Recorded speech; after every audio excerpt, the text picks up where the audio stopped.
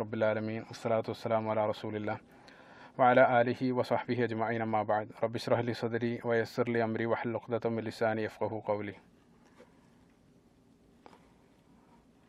വളരെ പവിത്രമായിട്ടുള്ള മുഹറം മാസത്തിൽ ലോകത്തുള്ള മുഴുവൻ മുസ്ലിമീങ്ങളും വളരെ വേദനയോടുകൂടെ സ്മരിക്കുന്ന ഒരു സംഭവമാണ്, ഒരു പ്രധാനപ്പെട്ട ചരിത്ര സംഭവമാണ്. ഹിജറ 61 മുഹറം മാസം 10-ാം തീയതി കർബലയിൽ വെച്ച് അരങ്ങേറിയ പ്രവാചകൻ സല്ലല്ലാഹു അലൈഹി വസല്ലമയുടെ പ്രിയ പൗത്രനായ ഹുസൈൻ റളിയല്ലാഹു അൻഹുവിൻ്റെ മരണവുമായിട്ട് ബന്ധപ്പെട്ട ചരിത്ര സംഭവം. അതുമായിട്ട് ബന്ധപ്പെട്ട ചില വിശദീകരണങ്ങളാണ് നൽകാൻ ആഗ്രഹിക്കുന്നത്. പ്രധാനമായിട്ടും ഈ ഒരു സംഭവം വളരെ വലിയ പിന്നീടുള്ള പ്രബലമായിട്ടുള്ള മറ്റൊരു വിഭാഗത്തിൻ്റെ വിശ്വാസപരമായിട്ടുള്ള രൂപീകരണത്തിലേക്ക് വഴിവെച്ചു എന്നുള്ളത് കൊണ്ട് തന്നെ ചരിത്രപരമായിട്ട് വളരെയധികം ഈ ഒരു സംഭവം പ്രാധാന്യമർഹിക്കുന്നുണ്ട്.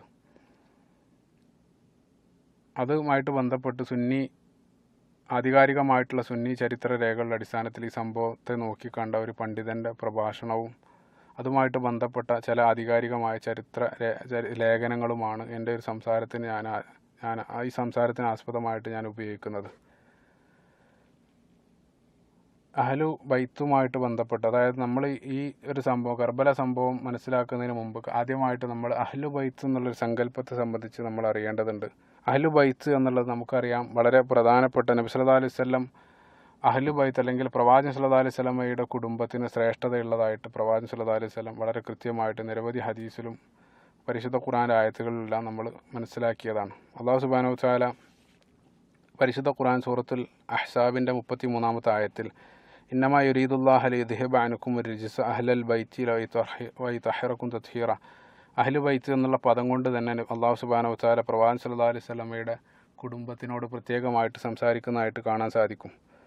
അതോടൊപ്പം നബി സല്ലല്ലാഹു അലൈഹി വസല്ലം വളരെ സ്വഹീഹായിട്ടുള്ളൊരു ഹദീസിൽ കാണപ്പെടുന്ന അസ്ഹാബുൽ കിസ്സ എന്നറിയപ്പെടുന്നൊരു സംഭവം, പ്രവാചകൻ സല്ലല്ലാഹു അലൈഹി വസല്ലം ഒരിക്കലൊരു പുതപ്പുമായിട്ട് വന്ന് നബി സല്ലല്ലാഹു അലൈഹി വസല്ലം ആ പുതപ്പിനുള്ളിൽ നിൽക്കുകയും അതേസമയം ആ പുതപ്പിനുള്ളിലേക്ക് അലി റളിയല്ലാഹു അൻഹുവിനെയും മകളായിട്ടുള്ള ഫാത്തിമ റളിയല്ലാഹു അൻഹയെയും മക്കളായ ഹസൻ ഹുസൈൻ റളിയല്ലാഹു അൻഹും അവരെയും വിളിച്ചു വരുത്തി ഈ 5 പേരെയും ഒരേ പുതപ്പിനുള്ളിൽ നിർത്തിക്കൊണ്ട് പ്രവാചകൻ സല്ലല്ലാഹു അലൈഹി വസല്ലം തൻ്റെ കുടുംബത്തിന് വേണ്ടി പ്രത്യേകമായിട്ട് പ്രാർത്ഥന നടത്തിയ അസ്ഹാബുൽ കിസ്സ എന്നറിയപ്പെടുന്ന സംഭവം ഹദീസ് ഗ്രന്ഥങ്ങളിൽ നമുക്ക് കാണാൻ സാധിക്കും. അതോടൊപ്പം നബി സല്ലല്ലാഹു അലൈഹി വസല്ലം സ്വഹാബികളോട് പ്രത്യേകമായിട്ട് തൻ്റെ കുടുംബത്തിൻ്റെ കാര്യത്തിൽ കൽപ്പിക്കുന്നതായിട്ടും നിരവധി ഹദീസുകൾ കാണുന്നുണ്ട്. ഉദക്കിറുക്കുമുല്ലാഹ ഫി അഹ്ലിൽ ബൈത്തി, നബി സല്ലല്ലാഹു അലൈഹി വസല്ലം പറഞ്ഞു, ഉദക്കിറുക്കുമുല്ലാഹ ഫി അഹ്ലി ബൈത്തി, എൻ്റെ കുടുംബത്തിൻ്റെ കാര്യത്തിൽ ഞാൻ നിങ്ങളോട് അള്ളാഹുവിൻ്റെ പേരിൽ ഞാൻ നിങ്ങളോട് കൽപ്പിക്കുകയാണെന്ന് പ്രവാചകൻ സല്ലല്ലാഹു അലൈഹി വസല്ലം 3 തവണ അവരോട് ഈ ഒരു വചനം ആവർത്തിക്കുകയുണ്ടായി. ഈ ഒരു കൽപ്പന അതേ രൂപത്തിൽ സ്വഹാബികൾ അവരുടെ ജീവിതത്തിൽ നിലനിർത്തുകയും ചെയ്തു. അപ്പം പ്രവാചകൻ്റെ മരണശേഷം നമ്മൾ അബൂബക്കർ സിദ്ദീഖ് റളിയല്ലാഹു അൻഹുവിൻ്റെ ഖിലാഫത്ത് കാലഘട്ടത്തിൽ അബൂബക്കർ സിദ്ദീഖ് റളിയല്ലാഹു അൻഹു തൻ്റെ ഖിലാഫത്ത് കാലഘട്ടത്തിലുടനീളം അഹ്ലു ബൈത്തിന് പ്രത്യേകമായിട്ടുള്ള പരിഗണന നൽകിയതായിട്ട് കാണാൻ സാധിക്കും. അബൂബക്കർ സിദ്ദീഖ് റളിയല്ലാഹു അൻഹു ഒരിക്കൽ അലി റളിയല്ലാഹു അൻഹുവിനോട് പറയുന്നതായിട്ടുള്ളൊരു വചനം ബുഖാരി ധരിക്കുന്ന ഒരു ഹദീസിൽ വല്ലദീ നഫ്സി ബിയദിഹി ലഖറാബത്തി റസൂലുള്ളാഹി സ്വല്ലല്ലാഹു അലൈഹി വസല്ലം അഹബ്ബു ഇലയ്യ ഖറാബത്തി, എൻ്റെ കുടുംബത്തേക്കാൾ കൂടുതൽ ഞാൻ അഹ്ലു ബൈത്തിന് അല്ലെങ്കിൽ നിങ്ങളുടെ കുടുംബത്തെ ഞാൻ ഇഷ്ടപ്പെടുന്നെന്ന് അബൂബക്കർ സിദ്ദീഖ് റളിയല്ലാഹു അൻഹു പറയുന്നതായിട്ട് കാണാൻ സാധിക്കും. പിന്നീട് അതിനുശേഷം ഉമർ ബിൻ ഖത്താബ് റളിയല്ലാഹു അൻഹുവിൻ്റെ കാലഘട്ടത്തിൽ ഉമർ ബിൻ ഖത്താബ് റളിയല്ലാഹു അൻഹു അവിടെ ഉണ്ടായിരുന്ന ശമ്പള വ്യവസ്ഥ രൂപീകരിച്ച സന്ദർഭത്തിൽ ദവാവീൻ അദ്ദേഹം രൂപപ്പെടുത്തിയ സന്ദർഭത്തിൽ അദ്ദേഹം പ്രഥമ പരിഗണന നൽകിയത് അഹ്ലു ബൈത്തിനായിരുന്നു. അദ്ദേഹം പ്രഥമ പരിഗണന താൻ എടുക്കുന്ന വിഹിതത്തേക്കാൾ കൂടുതൽ അദ്ദേഹം നൽകിയിരുന്നത് അഹ്ലു ബൈത്തിൽപ്പെട്ട ആളുകളുടെ ശമ്പളമായിരുന്നു. അദ്ദേഹം കൂടുതലായിട്ട് അവർക്കായിരുന്നു കൂടുതൽ പ്രഥമ പരിഗണന ആ വിഷയത്തിൽ നൽകിയത്. അതിനേക്കാൾ ഉപരി വളരെ ശ്രദ്ധേയമായ മറ്റൊരു സംഭവം, ഉമർ ബിൻ ഖത്താബ് റളിയല്ലാഹു അൻഹു ഈ ഒരു അഹ്ലു ബൈത്തുമായിട്ട് ബന്ധം ചേർക്കാൻ വേണ്ടി മാത്രമായിട്ട് അലി റളിയല്ലാഹു അൻഹുവിൻ്റെ മകളായ ഉമ്മു കുൽസൂം ബിൻത്ത് അലി റളിയല്ലാഹു അൻഹുവെ വിവാഹം കഴിക്കുന്നതായിട്ട് നമ്മൾ കാണുന്നുണ്ട്. അപ്പം അലി റളിയല്ലാഹു അൻഹുവിനും ഉമർ റളിയല്ലാഹു അൻഹുവിനും ഇടയിൽ സ്വരച്ചേർച്ച ഉണ്ടായിരുന്നെന്ന് വിശ്വസിക്കപ്പെടുന്ന ഒരു വലിയ വിഭാഗം ആളുകൾ ഈ ഒരു സംഭവത്തിന്, അതായത് സ്വന്തം മകളെ അലി റളിയല്ലാഹു അൻഹു ഉമർ ബിൻ ഖത്താബ് റളിയല്ലാഹു അൻഹുവിന് നൽകിയ ഈ ഒരു വിരോധാഭാസം അവർക്കൊരു നിലക്കും ഉത്തരം കണ്ടെത്താൻ സാധ്യമല്ലാത്തതാണ്. അപ്പോൾ നമ്മൾ അഹ്ലു ബൈത്തിന് ശ്രേഷ്ഠതയുണ്ടെന്ന് പറയപ്പെടുമ്പോഴും പ്രധാനമായിട്ട് നമ്മൾ മനസ്സിലാക്കേണ്ട ഒരു കാര്യം, അഹ്ലു ബൈത്ത് ശ്രേഷ്ഠതയുണ്ട്, അള്ളാഹുവിൻ്റെ വിധിവിലക്കുകൾ അനുസരിച്ച് ജീവിക്കുന്ന കാലം അത്രയും തീർച്ചയായിട്ടും അവർക്ക് ശ്രേഷ്ഠതയുണ്ട്, നമ്മളെക്കാൾ കൂടുതൽ ശ്രേഷ്ഠരാണ്. പക്ഷേ അതേസമയം അള്ളാഹുവിൻ്റെ വിധിവിലക്കുകൾ അംഗീകരിക്കാത്തിടത്തോളം കാലം അവർക്ക് യാതൊരു ശ്രേഷ്ഠതയുമില്ല. ആരെങ്കിലും ഒരാൾ മരണാനന്തര ജീവിതം കേവലം കുടുംബത്തിൻ്റെ അല്ലെങ്കിൽ തൻ്റെ കുടുംബ മഹിമ കൊണ്ടൊരിക്കലും ഒരാളും മരണാനന്തര ജീവിതം രക്ഷപ്പെടുകയില്ല. നബി സല്ലല്ലാഹു അലൈഹി വസല്ലം വളരെ കൃത്യമായിട്ട് തുർമുദി ധരിക്കുന്ന ഒരു ഹദീസിൽ പ്രവാചകൻ സല്ലല്ലാഹു അലൈഹി വസല്ലം പറയുകയുണ്ടായി, വമൻ അത്ബഅ ബിഹി അമലുഹു ലം യുസ്രി ബിഹി നസബുഹു. ആരെങ്കിലും ഒരാളെ അവൻ്റെ കർമ്മം പിറകോട്ട് വലിക്കുകയാണെങ്കിൽ ഒരിക്കലും അവൻ്റെ രക്തം അവനെ മുന്നോട്ട് തള്ളുകയില്ല. അതായത് കർമ്മമില്ലാതെ ഒരാൾ മരണാനന്തര ജീവിതം വരികയാണെങ്കിൽ അദ്ദേഹത്തിൻ്റെ നസബ് കൊണ്ടല്ല, അദ്ദേഹത്തിൻ്റെ കുടുംബ മഹിമ കൊണ്ടൊരിക്കലും അദ്ദേഹം മരണാനന്തര ജീവിതം രക്ഷപ്പെടുകയില്ലെന്ന് നബി സല്ലല്ലാഹു അലൈഹി വസല്ലം വളരെ കൃത്യമായിട്ട് പറയുകയുണ്ടായി. അല്ലാഹു സുബ്ഹാനഹു വ തആല പരിശുദ്ധ ഖുർആനിലും വളരെ കൃത്യമായിട്ട് അത് തന്നെയാണ് അല്ലാഹു സുബ്ഹാനഹു വ തആലയും ഇന്ന അക്രമക്കും ഇൻദല്ലാഹി അത്ഖാക്കും, അള്ളാഹുവിൻ്റെ അടുത്ത് ഏറ്റവും പരിഗണിക്കപ്പെടുന്നവൻ ഏറ്റവും കൂടുതൽ തഖ്വയുള്ളവനാണെന്ന് അല്ലാഹു സുബ്ഹാനഹു വ തആലയും പറയുന്നതായിട്ട് പരിശുദ്ധ ഖുർആനിൽ നമുക്ക് കാണാൻ സാധിക്കും. അപ്പോൾ ഈ ഒരു അഹ്ലു ബൈത്ത് എന്നുള്ള സങ്കല്പത്തിൽ തന്നെ അടിസ്ഥാനപരമായിട്ട് ഈ ഒരു കാഴ്ചപ്പാടിൽ തന്നെ ഈ രണ്ട് വിഭാഗങ്ങൾ സുന്നി ഷിയ വിഭാഗങ്ങൾക്കിടയിൽ അഭിപ്രായാന്തരങ്ങളുണ്ട്. ഇപ്പോൾ ഷിയാക്കളെ സംബന്ധിച്ചിടത്തോളം അഹ്ലു ബൈത്ത് ഉള്ളത് കൊണ്ട് അവർ ഗണിക്കപ്പെടുന്നത് പ്രധാനമായിട്ടും അവരുടെ അഹ്ലു ബൈത്ത് സങ്കല്പം എന്നുള്ളത് ഹസൻ ഹുസൈൻ റളിയല്ലാഹു അൻഹും അവരുടെ സന്താന പരമ്പരയിൽ മാത്രം പരിമിതമാണ്. പക്ഷേ അതേസമയം അഹ്ലു സുന്നത്ത് വൽ ജമാഅത്തിൻ്റെ വിശ്വാസപ്രകാരം സുന്നി വിശ്വാസപ്രകാരം പ്രഥമമായിട്ടും അവർ തന്നെയാണ്. പക്ഷേ അതോടൊപ്പം നമ്മൾ അഹ്ലു ബൈത്തായിട്ട് കണക്കാക്കപ്പെടുന്നത് ഒന്ന് നബി സല്ലല്ലാഹു അലൈഹി വസല്ലമയുടെ പ്രവാചകൻ്റെ പത്നിമാരായ ഉമ്മഹാത്തുൽ മുഅ്മിനീനും നമ്മൾ അഹ്ലു ബൈത്തായിട്ട് പ്രധാനമായിട്ട് നേരത്തെ സൂചിപ്പിച്ച ഒരു ആയത്ത് തന്നെ അല്ലാഹു സുബ്ഹാനഹു വ തആല അഹ്ലു ബൈത്ത് എന്നുള്ള പദം തന്നെ യഥാർത്ഥത്തിൽ ഉപയോഗിക്കുന്നത് പ്രവാചകൻ സല്ലല്ലാഹു അലൈഹി വസല്ലമയുടെ പത്നിമാരും വിശേഷിപ്പിച്ചുകൊണ്ടാണ്. യാ നിസാ അൻ നബി എന്ന് തുടങ്ങുന്ന ആയത്തിൻ്റെ തുടക്കത്തിൽ ആ ആയത്തുമായിട്ട് ബന്ധപ്പെട്ടിട്ടാണ് അഹ്ലു ബൈത്ത് എന്ന് അല്ലാഹു സുബ്ഹാനഹു വ തആല ആ പദപ്രയോഗം തന്നെ നടത്തിയതായിട്ട് നമ്മൾ കാണുന്നത്. അതേപോലെ തന്നെ നബി സല്ലല്ലാഹു അലൈഹി വസല്ലമയുടെ അമ്മാവനായ അബ്ദുല്ലാഹി ഇബ്നു ജഅഫർ റളിയല്ലാഹു അൻഹു അദ്ദേഹത്തിൻ്റെ സന്താന പരമ്പരയും അലി റളിയല്ലാഹു അൻഹുവിൻ്റെ രണ്ട് സഹോദരന്മാരും എല്ലാം അഹ്ലു ബൈത്തിൻ്റെ ഗണത്തിൽ നമ്മൾ ഉൾപ്പെടുത്തുന്നുണ്ട്. അപ്പോൾ നമ്മളെ സംബന്ധിച്ചിടത്തോളം ഈ ഒരു ചരിത്രവുമായിട്ട് ബന്ധപ്പെട്ട് കിടക്കുന്നത്, അതായത് കർബലയുടെ ചരിത്രവുമായിട്ട് ബന്ധപ്പെട്ട് കിടക്കുന്നത് ഹസൻ ഹുസൈൻ റളിയല്ലാഹു അൻഹും അവരുടെ ചരിത്രവുമായിട്ടാണ്, കർബലയുമായിട്ട് ബന്ധപ്പെടുന്ന ചരിത്രം. അതുകൊണ്ട് തന്നെ നമ്മൾ അവരുടെ ആ ഒരു കാര്യത്തിലേക്കാണ് നമ്മൾ പോകുന്നത്. പ്രവാചകൻ സല്ലല്ലാഹു അലൈഹി വസല്ലമയുടെ പുത്രിയായ ഫാത്തിമ റളിയല്ലാഹു അൻഹ ഹിജ്റ 3-ാം വർഷം റമദാനിലാണ് ഹസൻ റളിയല്ലാഹു അൻഹുവിന് ജന്മം നൽകുന്നത്. ഹസൻ റളിയല്ലാഹു അൻഹുവിന് പ്രസവിച്ച് ഒരു വർഷത്തിനിടയിൽ തന്നെ ഉടൻ തന്നെ ഫാത്തിമ റളിയല്ലാഹു അൻഹ വീണ്ടും ഗർഭിണിയായി ഹിജ്റ 4-ാം വർഷം ഷഅബാനിൽ ഹുസൈൻ റളിയല്ലാഹു അൻഹുവിന് ജന്മം നൽകുന്നു. അപ്പോൾ രണ്ടാളും തമ്മിലുള്ള വ്യത്യാസം കേവലം ഒരു വർഷത്തിൽ താഴെ ചില മാസങ്ങളുടെ വ്യത്യാസം മാത്രമേ ഉണ്ടായിരുന്നുള്ളൂ. നബി സല്ലല്ലാഹു അലൈഹി വസല്ലമയെ രണ്ട് പേരക്കിടാങ്ങളെ പ്രവാചകൻ സല്ലല്ലാഹു അലൈഹി വസല്ലം നിരവധി ഹദീസുകളിൽ അവരുടെ ശ്രേഷ്ഠതയും അവരെ വാഴ്ത്തുന്നതായിട്ട് നമ്മൾ കാണുന്നുണ്ട്. നബി സല്ലല്ലാഹു അലൈഹി വസല്ലം ഹദീസിൽ ഈ രണ്ടുപേരെയും വിശേഷിപ്പിച്ചത് സയ്യിദ ശബാബി അഹ്ലിൽ ജന്ന, അവർ രണ്ടുപേരും സ്വർഗത്തിൽ യുവാക്കളുടെ നേതാക്കളായിരിക്കും ഇവർ രണ്ടുപേരും എന്ന് നബി സല്ലല്ലാഹു അലൈഹി വസല്ലം പ്രത്യേകമായിട്ട് അവരെ വിശേഷിപ്പിക്കുന്നതായിട്ട് കാണാൻ സാധിക്കും. മറ്റൊരു സന്ദർഭത്തിൽ നബി സല്ലല്ലാഹു അലൈഹി വസല്ലം ബുഖാരി ധരിക്കുന്ന ഒരു ഹദീസിൽ ഹുമാ റൈഹാനത്തൈനി മിനദ് ദുനിയ, ഇവർ രണ്ടുപേരും എൻ്റെ ദുനിയാവിലുള്ള രണ്ട് സുഗന്ധങ്ങളാണ് ഇവരെന്ന് പ്രവാചകൻ സല്ലല്ലാഹു അലൈഹി വസല്ലം വിശേഷിപ്പിക്കുന്നതായിട്ട് കാണാൻ സാധിക്കും. അതേപോലെ തന്നെ ഹസൻ റളിയല്ലാഹു അൻഹു പ്രവാചകൻ സല്ലല്ലാഹു അലൈഹി വസല്ലമയോട് വളരെയധികം രൂപസാദൃശ്യം പുലർത്തിയിരുന്നെന്നും ഹദീസിൽ ബുഖാരി ധരിക്കുന്ന ഹദീസിൽ തന്നെ കാണാൻ സാധിക്കും. ഒരിക്കൽ അബൂബക്കർ സിദ്ദീഖ് റളിയല്ലാഹു അൻഹു അസർ നമസ്കരിച്ച് പുറത്തിറങ്ങുന്ന സന്ദർഭത്തിൽ അവിടെ ഹസൻ റളിയല്ലാഹു അൻഹു ചെറിയ കുട്ടിയായിരിക്കുന്ന സന്ദർഭത്തിൽ അവിടെയുള്ള കുട്ടികളോടൊപ്പം കളിച്ചുകൊണ്ടിരിക്കുകയായിരുന്നു. ആ സമയത്ത് അബൂബക്കർ സിദ്ദീഖ് റളിയല്ലാഹു അൻഹു ഹസൻ റളിയല്ലാഹു അൻഹുവിനെടുത്ത് തോളിലിരുത്തി പറയുകയുണ്ടായി, നീ നിൻ്റെ പിതാവിനേക്കാൾ കൂടുതൽ നിൻ്റെ രൂപസാദൃശ്യം പ്രവാചകൻ സല്ലല്ലാഹു അലൈഹി വസല്ലമയോടാണെന്ന് അബൂബക്കർ സിദ്ദീഖ് റളിയല്ലാഹു അൻഹു പറയുകയും അത് കേട്ട് അലി റളിയല്ലാഹു അൻഹു ചിരിക്കുന്നതായിട്ട് ബുഖാരി ധരിക്കുന്ന ഒരു ഹദീസ് നമ്മൾ കാണാൻ സാധിക്കും. അപ്പം ഹസൻ ഹുസൈൻ റളിയല്ലാഹു അൻഹും അവർ രണ്ടുപേരും ജനിച്ചത് മദീനയിലായിരുന്നു. പിന്നീട് അലി റളിയല്ലാഹു അൻഹുവിൻ്റെ ഖിലാഫത്ത് സമയത്ത് അലി റളിയല്ലാഹു അൻഹു ഖലീഫയായിരിക്കുന്ന സന്ദർഭത്തിൽ അവർ കൂഫയിലേക്ക് താമസം മാറ്റി. അപ്പം അലി റളിയല്ലാഹു അൻഹുവിൻ്റെ ഖിലാഫത്ത് കാലഘട്ടത്തിൽ പ്രധാനമായിട്ടും അലി റളിയല്ലാഹു അൻഹു കൂഫയിലായിരുന്നു താമസിച്ചത്. അതേസമയം ആ കാലഘട്ടത്ത് സിറിയയിലെ ഗവർണറായിട്ടുള്ള ഷ്യാമിലെ ഗവർണറായിട്ടുള്ള മുആവിയ, ഈ അലി മുആവിയ റളിയല്ലാഹു അൻഹു അവർക്കിടയിലുള്ള ചില രാഷ്ട്രീയപരമായിട്ടുള്ള അഭിപ്രായ വ്യത്യാസങ്ങൾ ഉണ്ടായിരുന്നു. അത് നമ്മുടെ അഖീദയുമായിട്ട് യാതൊരു ബന്ധവുമില്ല. അവരുടെ ഇജ്തിഹാദിൻ്റെ അടിസ്ഥാനത്തിൽ അവർ ഉമ്മത്തിന് അനുകൂലമാണെന്ന് തോന്നുന്ന രൂപത്തിൽ അവർ നല്ല നിയ്യത്തോടു കൂടെ തന്നെ ചില തീരുമാനങ്ങൾ എടുക്കേണ്ട. ആ തീരുമാനത്തിലുള്ള ചില അഭിപ്രായ വ്യത്യാസങ്ങൾ പിന്നീട് ജമൽ യുദ്ധത്തിലേക്കും അതേപോലെ തന്നെ സിഫീൻ യുദ്ധത്തിലേക്കും എല്ലാം നയിക്കേണ്ടത്. നമ്മളെ സംബന്ധിച്ചിടത്തോളം അത്തരം കാര്യങ്ങളെ സംബന്ധിച്ച് നമ്മൾ ആഴത്തിൽ ചർച്ച ചെയ്യുന്നതിൽ യാതൊരു അടിസ്ഥാനവുമില്ല. രണ്ട് സ്വഹാബികളെയും നമ്മളെല്ലാ സ്വഹാബികളെയും ഒരേ രൂപത്തിൽ ബഹുമാനിക്കുന്നു. അവരെല്ലാം ഉമ്മത്തിൻ്റെ നന്മക്ക് വേണ്ടിയാണ് ചെയ്തത്. ലാ തസുബ്ബു അസ്ഹാബി എന്ന് നബി സല്ലല്ലാഹു അലൈഹി വസല്ലം പ്രത്യേകമായിട്ട് നമ്മോട് നിർദ്ദേശിച്ചതായിട്ടും കാണാൻ സാധിക്കും. അപ്പോൾ ഈ ഹസൻ ഹുസൈൻ റളിയല്ലാഹു അൻഹു ഇവരെല്ലാം ഈ ഒരു യുദ്ധ സമയത്ത് അവർ ഇതിനെല്ലാം സാക്ഷിയായിരുന്നു. പിന്നീട് അലി റളിയല്ലാഹു അൻഹുവിനെ ഖവാരിജുകളായിട്ടുള്ള ആളുകൾ വധിക്കപ്പെടുന്നു.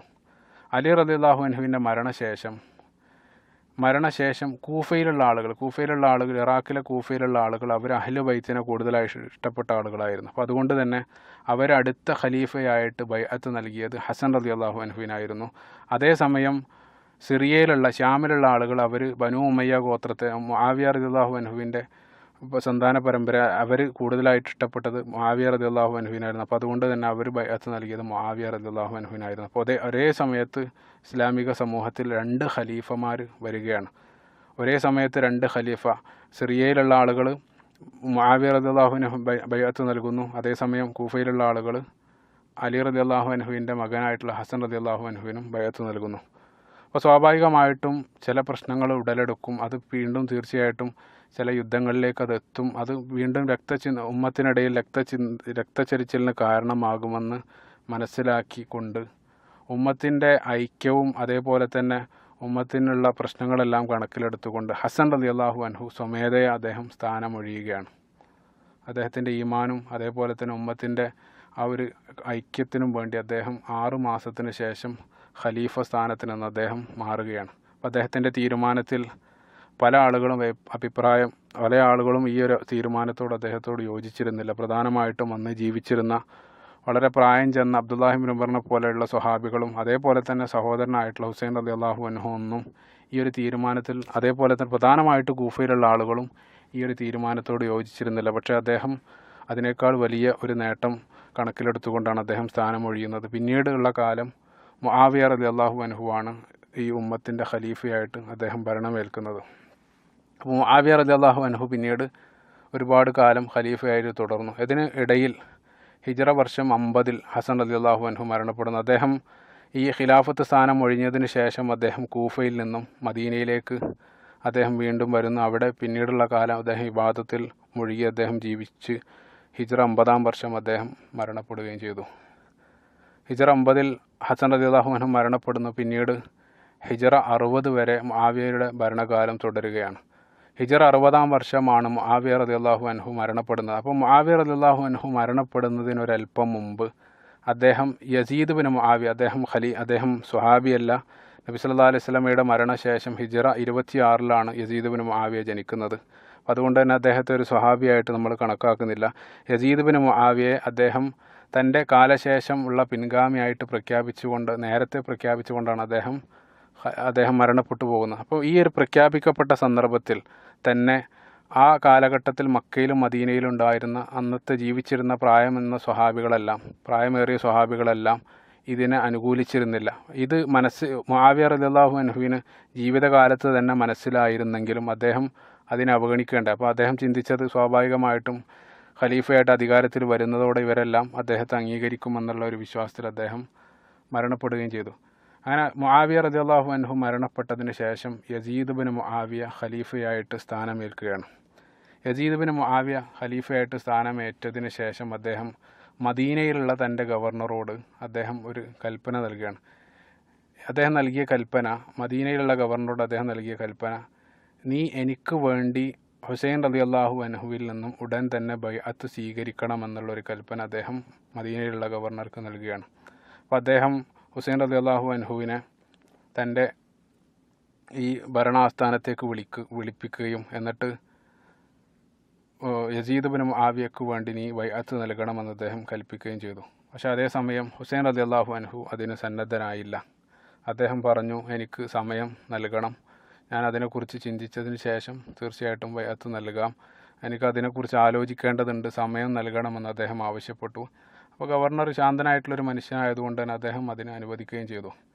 പിന്നീട് ഈ യസീദ് ബിൻ മുആവിയ ഹുസൈൻ റളിയല്ലാഹു അൻഹു അന്ന് രാത്രി തന്നെ തൻ്റെ കുടുംബത്തെ എല്ലാം കൂട്ടി രഹസ്യമായിട്ട് അദ്ദേഹം മദീനയിൽ നിന്നും മക്കയിലേക്ക് യാത്രയാവുകയാണ്.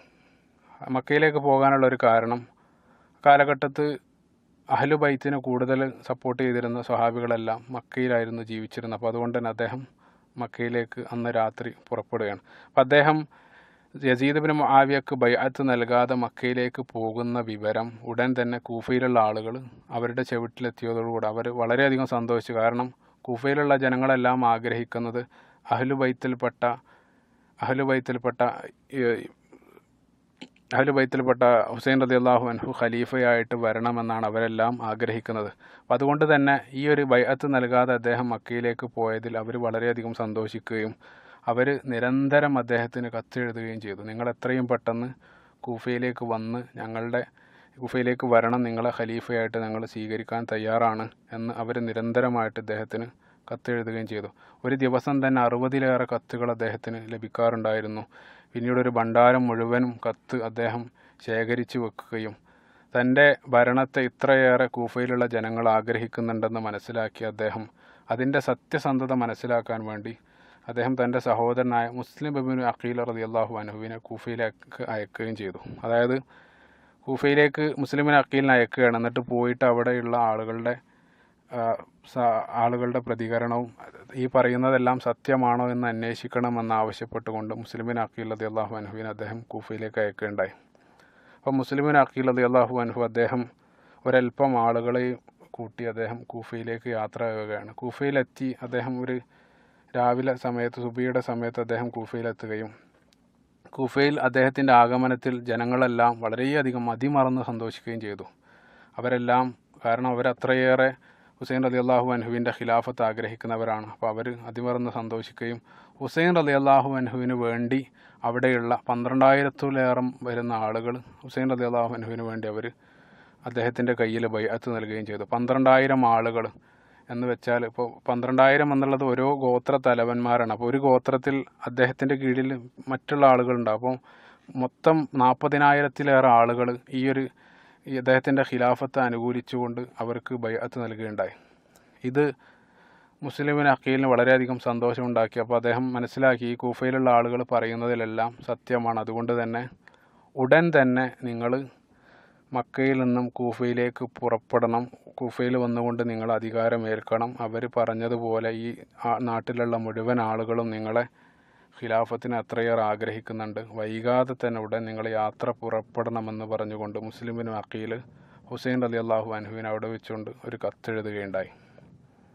അപ്പം ഈ സംഭവഗതികളെല്ലാം സ്വാഭാവികമായിട്ടും ഡമസ്കസിലുള്ള ഓൾറെഡി ഖലീഫയായിട്ട് സ്ഥാനമേറ്റ യസീദിൻ്റെ ചെവിട്ടിലെത്തുകയാണ്. അതായത് ഇവിടെ നടന്നുകൊണ്ടിരിക്കുന്ന ഈ സംഭവങ്ങളെല്ലാം യസീദ് അറിയുകയാണ്. അപ്പം നമ്മൾ മനസ്സിലാക്കേണ്ട ഒരു കാര്യം, ഇപ്പം 3 പ്രദേശങ്ങളാണ് പ്രധാനമായിട്ട് മക്കയിലുള്ളത്. ഹുസൈൻ റളിയല്ലാഹു അൻഹു അദ്ദേഹം മക്കയിലാണുള്ളത്. അതേസമയം സിറിയയിൽ ഡമസ്കസിൽ ഖലീഫയായിട്ട് യസീദ് ബിൻ മുആവിയ ഉണ്ട്. അതേസമയം കൂഫയിൽ ഇപ്പോൾ സംഭവിച്ചുകൊണ്ടിരിക്കുന്നത് മുസ്ലിമിൻ അഖീൽ, അതായത് ഹുസൈൻ റളിയല്ലാഹു അൻഹുവിൻ്റെ പ്രതിനിധിയായ മുസ്ലിമിൻ അഖീൽ കൂഫയിലുമുണ്ട്. ഈ 3 പേര് 3 ഭാഗത്തായിട്ട് ഈ ചരിത്രം നടന്നുകൊണ്ടിരിക്കുന്നത്.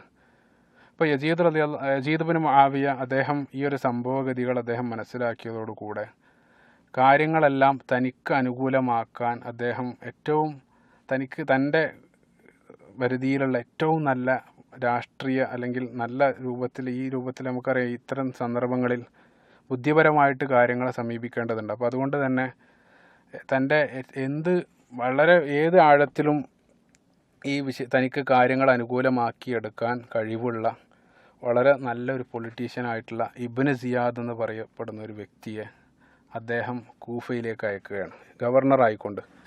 കാരണം കൂഫയിൽ ആ സമയത്ത് ഗവർണറായിരുന്നത് നുഅ്മാൻ ഇബ്നു ബഷീർ റളിയല്ലാഹു അൻഹു എന്ന് പറയുന്നൊരു വ്യക്തിയായിരുന്നു. അപ്പോൾ അദ്ദേഹം ഒരു ശാന്ത പ്രകൃതക്കാരനായിരുന്നു. അപ്പോൾ അതുകൊണ്ട് തന്നെ കൂഫയിൽ ഇപ്പോൾ സംഭവിച്ചുകൊണ്ടിരിക്കുന്ന കാര്യങ്ങളെല്ലാം തൻ്റെ പരിധിയിലേക്ക് അല്ലെങ്കിൽ തനിക്ക് അനുകൂലമാക്കിയെടുക്കാൻ കഴിവുള്ള ഒരു യുവാവായ 28 വയസ്സ് മാത്രം പ്രായമുള്ള വളരെ ക്രൂരനായിരുന്ന ഇബ്നു സിയാദ് എന്ന് പറഞ്ഞൊരു വ്യക്തി അദ്ദേഹം കൂഫയിലേക്ക് വെറും 17 ആളുകൾ മാത്രമാണ് അദ്ദേഹത്തിൻ്റെ കൂടെയുള്ളത്.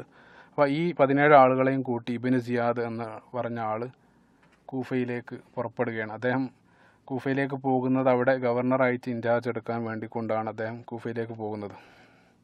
അദ്ദേഹം സുബഹിയുടെ സമയത്താണ് കൂഫയിൽ പ്രവേശിക്കുന്നത്. അദ്ദേഹം തലയിലൊരു വലിയ തലപ്പാവ് ധരിച്ചുകൊണ്ട് അദ്ദേഹം പള്ളിയിലെത്തി. ഇത് കണ്ട സന്ദർഭത്തിൽ അവിടെയുള്ള ജനങ്ങളെല്ലാം അത് ഈ വന്ന ആൾ ഹുസൈൻ റളിയല്ലാഹു അൻഹു ആണെന്ന് തെറ്റിദ്ധരിക്കുകയും ജനങ്ങൾ മുഴുവൻ അദ്ദേഹത്തിന് ഉറക്കെ വാഴ്ത്താനും തുടങ്ങി. സലാം ഇബ്നു അവരെല്ലാം ജനങ്ങളെല്ലാം അതെല്ലാം വന്നത് ഹുസൈൻ റളിയല്ലാഹു അൻഹു ആണെന്ന് കരുതി അവരെല്ലാം അദ്ദേഹത്തെ വാഴ്ത്തിക്കൊണ്ടിരുന്നു. ഇത് കേട്ട സന്ദർഭത്തിൽ ഈ ഇബ്നു സിയാദിൻ്റെ 17 പേരിലൊരാൾ അവർ വളരെ ഉറക്കെ അവർ വിളിച്ചു പറഞ്ഞ്, നിങ്ങൾ വിചാരിക്കുന്നത് പോലെ ഇത് ഹുസൈൻ റളിയല്ലാഹു അൻഹു അല്ല, ഇത് നിങ്ങൾ വന്നത് ഇത് നിങ്ങൾ പുതിയ ഗവർണറായി ചാർജ് എടുക്കാൻ വേണ്ടി വന്ന ഇബ്നു സിയാദാണ് എന്ന് അദ്ദേഹം അവരെ തിരുത്തുകയുണ്ടായി. അങ്ങനെ അദ്ദേഹം ഗവർണറുടെ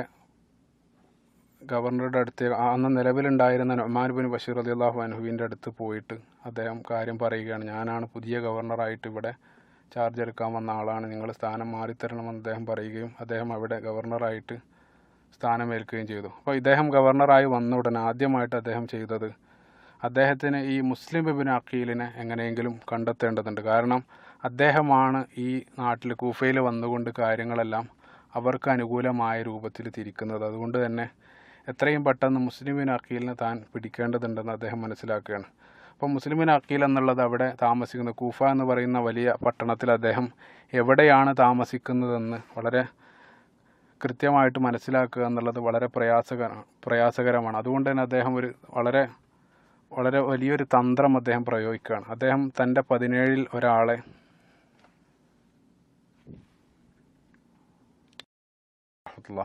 അൽഹംദുലില്ലാഹി റബ്ബിൽ ആലമീൻ വസ്സലാത്തു വസ്സലാമു അലാ റസൂലില്ലാഹി വഅലാ ആലിഹി വസഹ്ബിഹി അജ്മഈൻ അമ്മാ ബഅദ് റബ്ബി ഇശ്റഹ് ലി സദ്രി വയസ്സിർ ലി അംരി വഹ്ലുൽ ഉഖ്ദതം മിൻ ലിസാനി യഫ്ഖഹു ഖൗലി.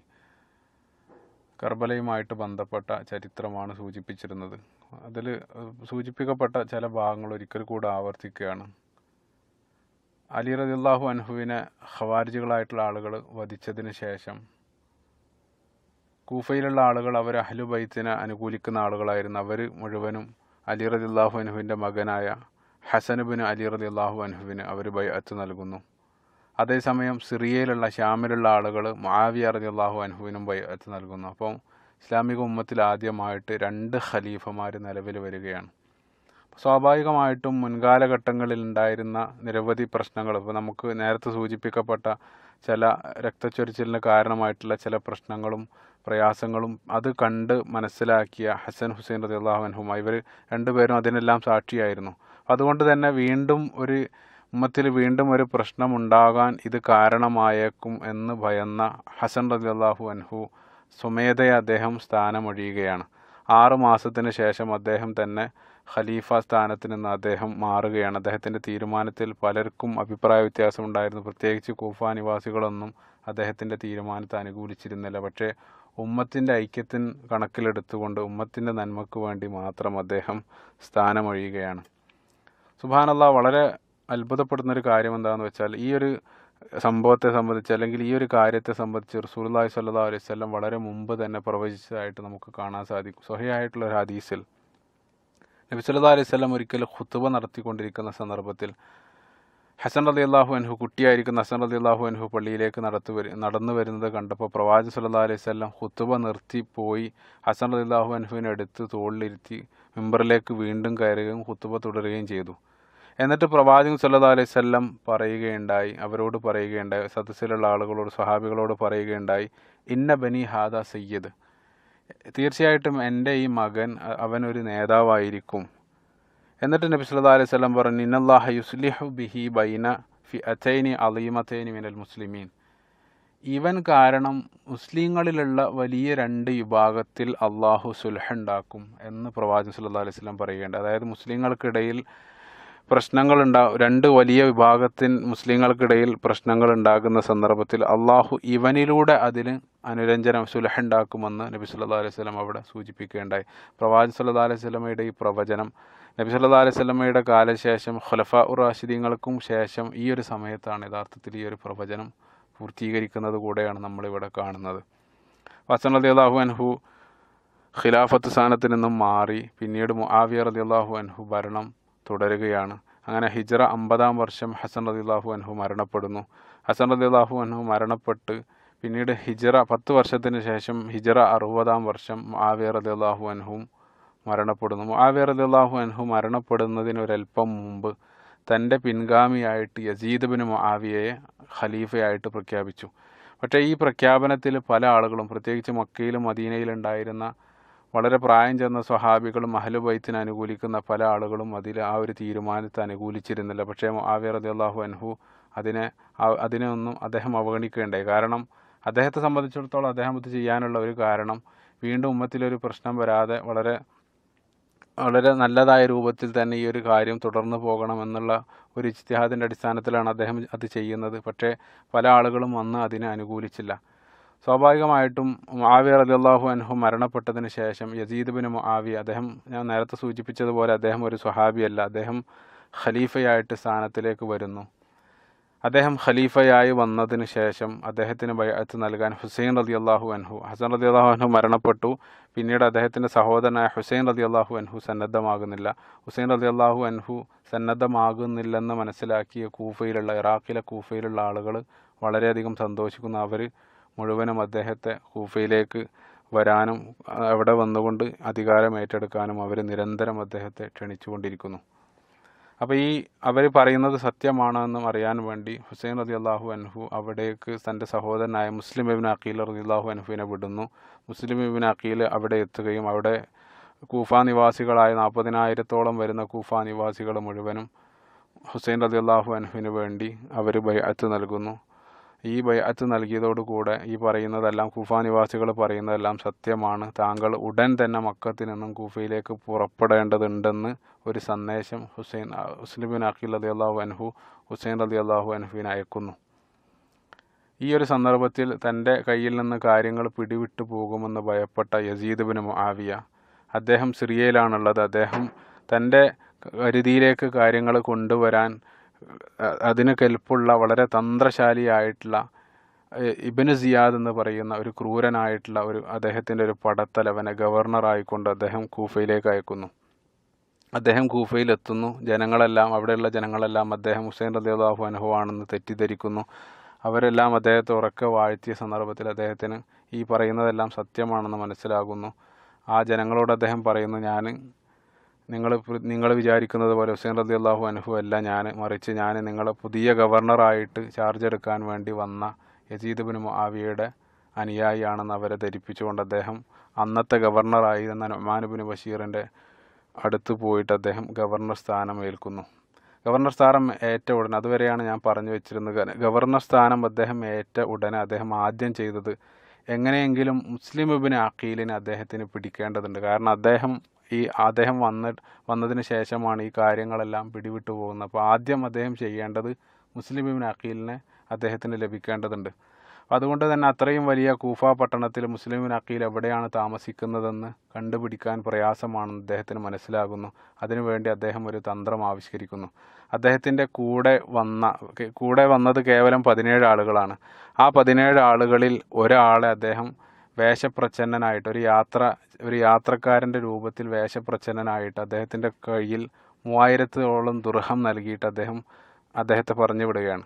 അപ്പോൾ ഈ വേഷപ്രച്ഛന്നനായിട്ട് യാത്രക്കാരനായി അഭിനയിക്കുന്ന ഈ വ്യക്തി അദ്ദേഹം ഓരോ ആളുകളിലും പോയി ചെന്നിട്ട് അദ്ദേഹം പറയുന്നത്, ഞാൻ ഹുസൈൻ റളിയല്ലാഹു അൻഹുവിൻ്റെ അനുകൂലിയാണ്, എൻ്റെ കയ്യിലുള്ള ഈ പണക്കിഴി എനിക്ക് മുസ്ലിം ഇബ്നു അഖീലിനെ ഏൽപ്പിക്കേണ്ടതുണ്ട്, അതിനുവേണ്ടി എന്നെ സിറിയയിൽ നിന്നും ഹുസൈൻ റളിയല്ലാഹു അൻഹുവിൻ്റെ അനുകൂലികൾ പറഞ്ഞയച്ചതാണ്. അപ്പോൾ അതുകൊണ്ട് എനിക്ക് നിങ്ങൾ മുസ്ലിം ഇബ്നു അഖീൽ എവിടെയാണുള്ളതെന്ന് നിങ്ങൾ കാണിച്ചു തരണമെന്ന് അദ്ദേഹം കാണുന്ന ആളുകളോടൊക്കെ പറഞ്ഞു. സ്വാഭാവികമായിട്ടും അദ്ദേഹം പോയി അവസാനം അദ്ദേഹം എത്തിച്ചേർന്നത് ഹാനി ബിൻ ഉർവ എന്ന് പറയുന്ന ഒരു മനുഷ്യൻ്റെ വീട്ടിലാണ്. അദ്ദേഹത്തിൻ്റെ വീട്ടിലാണ് യഥാർത്ഥത്തിൽ മുസ്ലിം ഇബ്നു അഖീലിനെ സംരക്ഷിക്കപ്പെട്ടിരുന്നത്. അപ്പോൾ ഈ ഹാനി ബിൻ ഉർവ എന്ന് പറയുന്ന മനുഷ്യൻ, അദ്ദേഹത്തെ സംബന്ധിച്ചിടത്തോളം അദ്ദേഹം യസീദ് ബിൻ മുആവിയയുടെ ഭരണകാര്യങ്ങൾ നിർവഹിച്ചു കൊണ്ടിരിക്കുന്ന ഒരു വ്യക്തിയാണ് പ്രത്യക്ഷത്തിൽ. പക്ഷേ അദ്ദേഹം പരോക്ഷമായിട്ട് ഹുസൈൻ റളിയല്ലാഹു അൻഹുവിനെ അനുകൂലിക്കുന്ന വ്യക്തിയായിരുന്നു. അതായത് അകം കൊണ്ട് അദ്ദേഹം ഹുസൈൻ റളിയല്ലാഹു അൻഹുവിൻ്റെ അനുകൂലിയും, പക്ഷേ പ്രത്യക്ഷത്തിൽ എല്ലാവരും കരുതിയത് അദ്ദേഹം യസീദ് ബിൻ മുആവിയയുടെ അനുകൂലിയാണെന്നാണ്. പക്ഷേ അദ്ദേഹം ഈ രൂപത്തിലായിരുന്നു അവർ കാര്യങ്ങൾ നിർവഹിച്ചു കൊണ്ടിരിക്കുന്നത്. അപ്പോൾ അദ്ദേഹത്തിൻ്റെ വീട്ടിലാണ് മുസ്ലിം ഇബ്നു അഖീലിനെ സംരക്ഷിച്ചിരുന്നത്. അപ്പോൾ അവസാനം ഈ വേഷപ്രച്ഛന്നനായിട്ടുള്ള ആൾ ആ വീട്ടിലെത്തുകയും അദ്ദേഹത്തോട് കാര്യം പറയുകയും ചെയ്തു. അതായത് ഈ പണക്കിഴി എനിക്ക് മുസ്ലിം ഇബ്നു അഖീലിനെ ഏൽപ്പിക്കേണ്ടതുണ്ട്. അപ്പോൾ ഈ ഹാനി ബിൻ ഉർവ പറഞ്ഞു, അത് എന്നെ ഏൽപ്പിക്കുക, ഞാൻ കൊടുത്തോളാം. അതോടുകൂടെ ഈ വന്ന ആൾക്ക്, അതായത് ഈ ചാരനായിട്ടുള്ള വ്യക്തിക്ക് കാര്യം മനസ്സിലായി.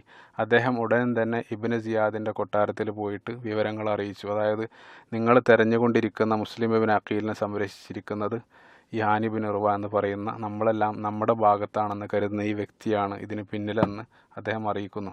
ഉടൻ തന്നെ ഇബ്നു സിയാദ് ഹാനി ബിൻ ഉർവയെ കൊട്ടാരത്തിലേക്ക് വിളിപ്പിച്ചുകൊണ്ട് അദ്ദേഹം നിർബന്ധമായിട്ടും എനിക്ക് മുസ്ലിം ഇബ്നു അഖീലിനെ നിങ്ങൾ കൈമാറണമെന്ന് ആവശ്യപ്പെടുകയാണ്. അപ്പോൾ അദ്ദേഹം ആദ്യം നിഷേധിച്ചു, എൻ്റെ കയ്യിലല്ല അദ്ദേഹം എന്ന് നിഷേധിച്ച സമയത്ത് ഈ വേഷപ്രച്ഛന്നനായിട്ടുള്ള വ്യക്തി അദ്ദേഹം മുന്നിലേക്ക് കൊണ്ടുവരികയാണ്. അതോടുകൂടെ പിന്നെ അദ്ദേഹത്തിനൊന്നും പറയാൻ കഴിയാത്ത അവസ്ഥയിലായി.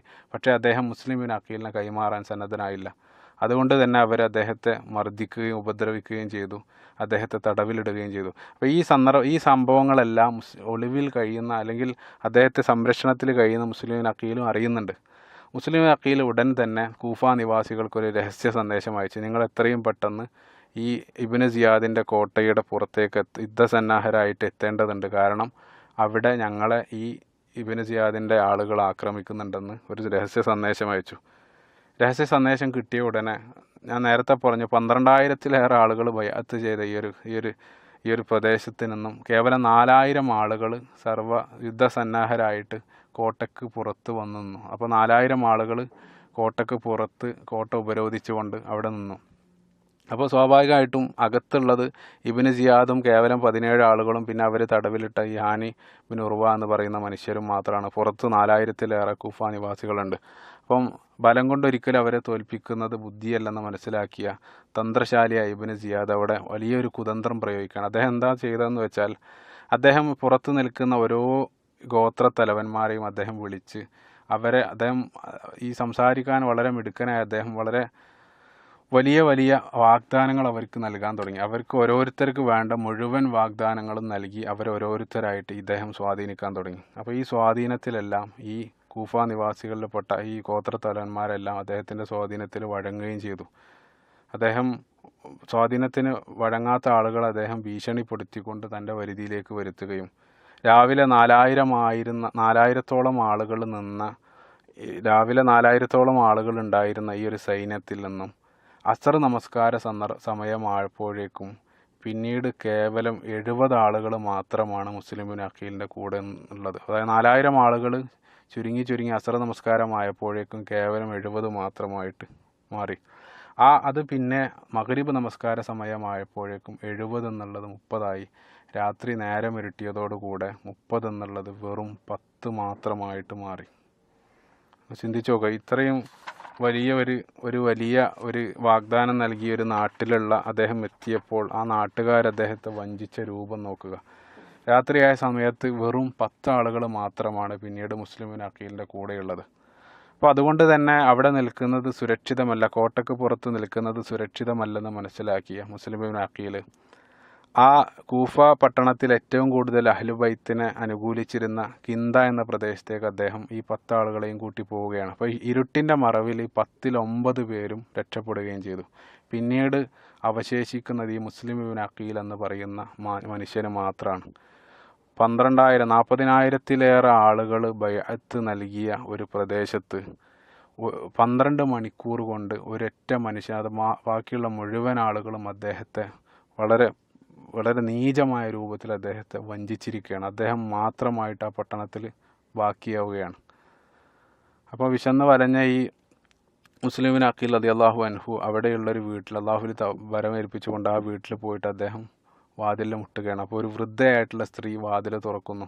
അപ്പോൾ ഈ വൃദ്ധയായിട്ടുള്ള സ്ത്രീയോട് അദ്ദേഹം ഒരല്പം വെള്ളം ആവശ്യപ്പെടുകയാണ്. അപ്പോൾ വെള്ളം നൽകി വെള്ളം കുടിച്ചതിന് ശേഷവും അദ്ദേഹം പോകുന്നില്ല. അപ്പോൾ ഈ സ്ത്രീ അദ്ദേഹത്തോട് ദേഷ്യപ്പെട്ട സന്ദർഭത്തിൽ അദ്ദേഹം കാര്യങ്ങളെല്ലാം തുറന്നു പറഞ്ഞു, ഞാൻ മുസ്ലിം ഇബ്നു അഖീലാണ്, ദയവ് ചെയ്ത് എന്നെ നിങ്ങൾ സംരക്ഷിക്കണമെന്ന് അദ്ദേഹം ആവശ്യപ്പെടുന്നു. അപ്പോൾ ഈ സ്ത്രീ വൃദ്ധയായ സ്ത്രീക്ക് അദ്ദേഹത്തോട് അലിവ് തോന്നുകയും അന്ന് രാത്രി അവിടെ തങ്ങാൻ അനുവദിക്കുകയും ചെയ്തു. പിറ്റേ ദിവസം ഈ വൃദ്ധയുടെ മകൻ വീട് അതായത് ഈ ഉമ്മയെ സന്ദർശിക്കാൻ വന്ന സന്ദർഭത്തിൽ സ്വാഭാവികമായിട്ട് ഒരു അന്യപുരുഷൻ അവിടെ കാണുമ്പോൾ കാര്യം അന്വേഷിച്ച സന്ദർഭത്തിൽ ഉമ്മ ഇത് മുസ്ലിം ഇബ്നു അഖീലാണ് എന്ന് ആ മകനോട് വെളിപ്പെടുത്തുക. പക്ഷേ മകനോട് പ്രത്യേകമായിട്ട് പറഞ്ഞു, ഒരിക്കലും നീ ഇത് അറിയിക്കരുത്, കാരണം അദ്ദേഹത്തിൻ്റെ ജീവൻ അപകടത്തിലാകുമെന്ന് പ്രത്യേകമായിട്ട് ഉമ്മ പറഞ്ഞെങ്കിലും അത്യാഗ്രഹിയായിട്ടുള്ള മകന് പണത്തിന് അത്യാഗ്രഹം തോന്നി മകന് നമസ്കരിക്കാൻ പോകുന്നു എന്ന വ്യാജേന പള്ളിയിൽ പോയിട്ട് ഇബ്നു സിയാദിൻ്റെ പടയാളികളോട് കാര്യം അറിയിക്കുകയും ചെയ്തു. ഉടൻ തന്നെ ഇബ്നു സിയാദിൻ്റെ പടയാളികൾ വന്നിട്ട് ഈ വീട് വളഞ്ഞ് മുസ്ലിം ബിൻ അഖീൽ റളിയല്ലാഹു അൻഹുവിനോട് കീഴടങ്ങാൻ ആവശ്യപ്പെടുകയാണ്. അപ്പോൾ അദ്ദേഹം ആദ്യം കീഴടങ്ങാൻ തയ്യാറായില്ല. അപ്പോൾ അവർ ഈ വീട് തീ വെക്കുമെന്ന് ഭീഷണിപ്പെടുത്തിയതോടുകൂടി അദ്ദേഹം പുറത്തു വരികയും അവർക്ക് കീഴടങ്ങുകയും ചെയ്തു.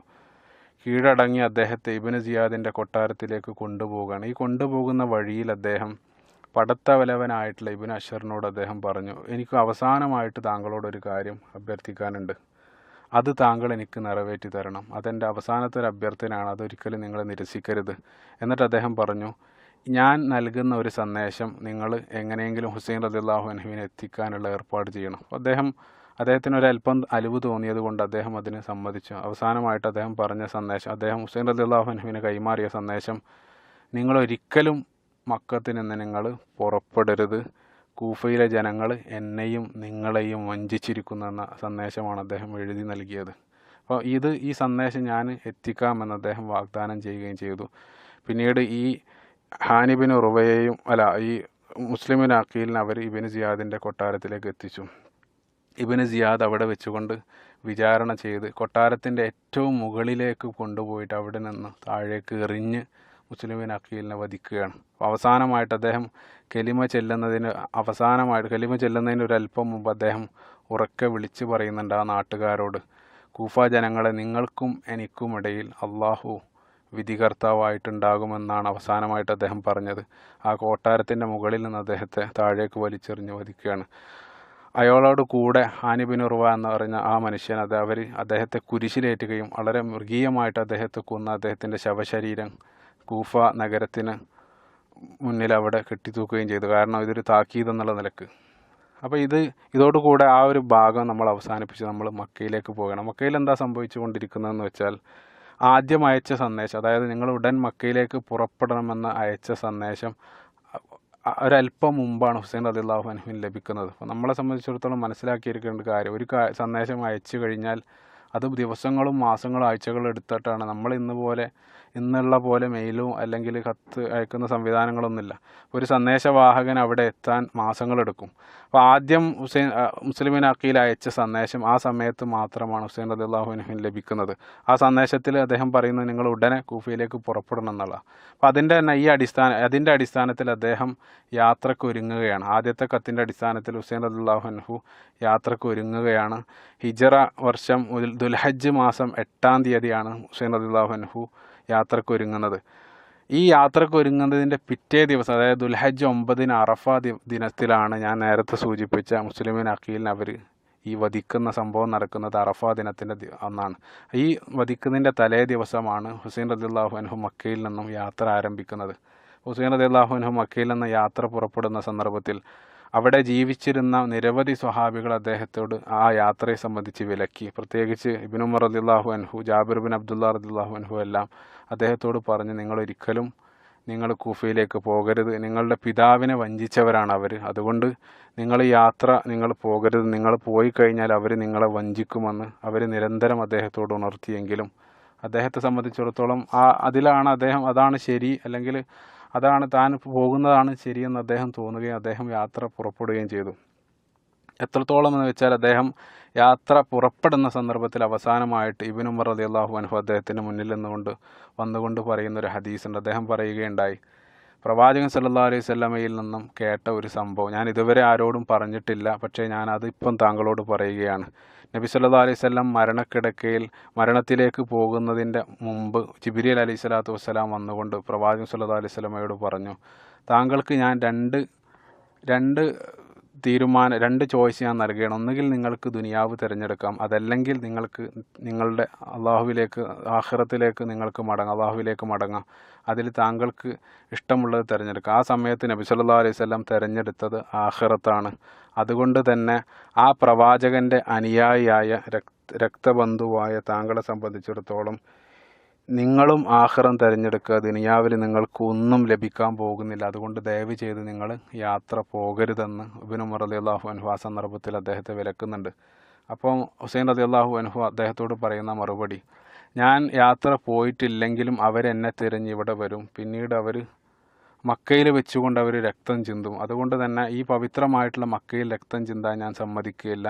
അതുകൊണ്ട് മരിക്കുകയാണെങ്കിൽ മക്കത്ത് പുറത്ത് മരിക്കാൻ ഞാൻ ഇഷ്ടപ്പെടുന്നെന്ന് പറഞ്ഞുകൊണ്ടാണ് അദ്ദേഹം യാത്ര ആരംഭിക്കുന്നത്. അദ്ദേഹത്തോടു കൂടെ Jafar bin Abi Talib, Ali റളിയല്ലാഹു അൻഹുവിൻ്റെ സഹോദരനായ ജഅഫർ ബിൻ അബി ത്വാലിബിൻ്റെ മക്കൾ, അതേപോലെ തന്നെ അവർ വധിക്കപ്പെട്ട മുസ്ലിം ബിൻ അഖീലിൻ്റെ മക്കളും അഹ്ലുബൈത്തിൽപ്പെട്ട സ്ത്രീകൾ ഉൾപ്പെടെയുള്ള 100ഓളം വരുന്ന ആളുകൾ മാത്രമാണ് ഉണ്ടായിരുന്നത്.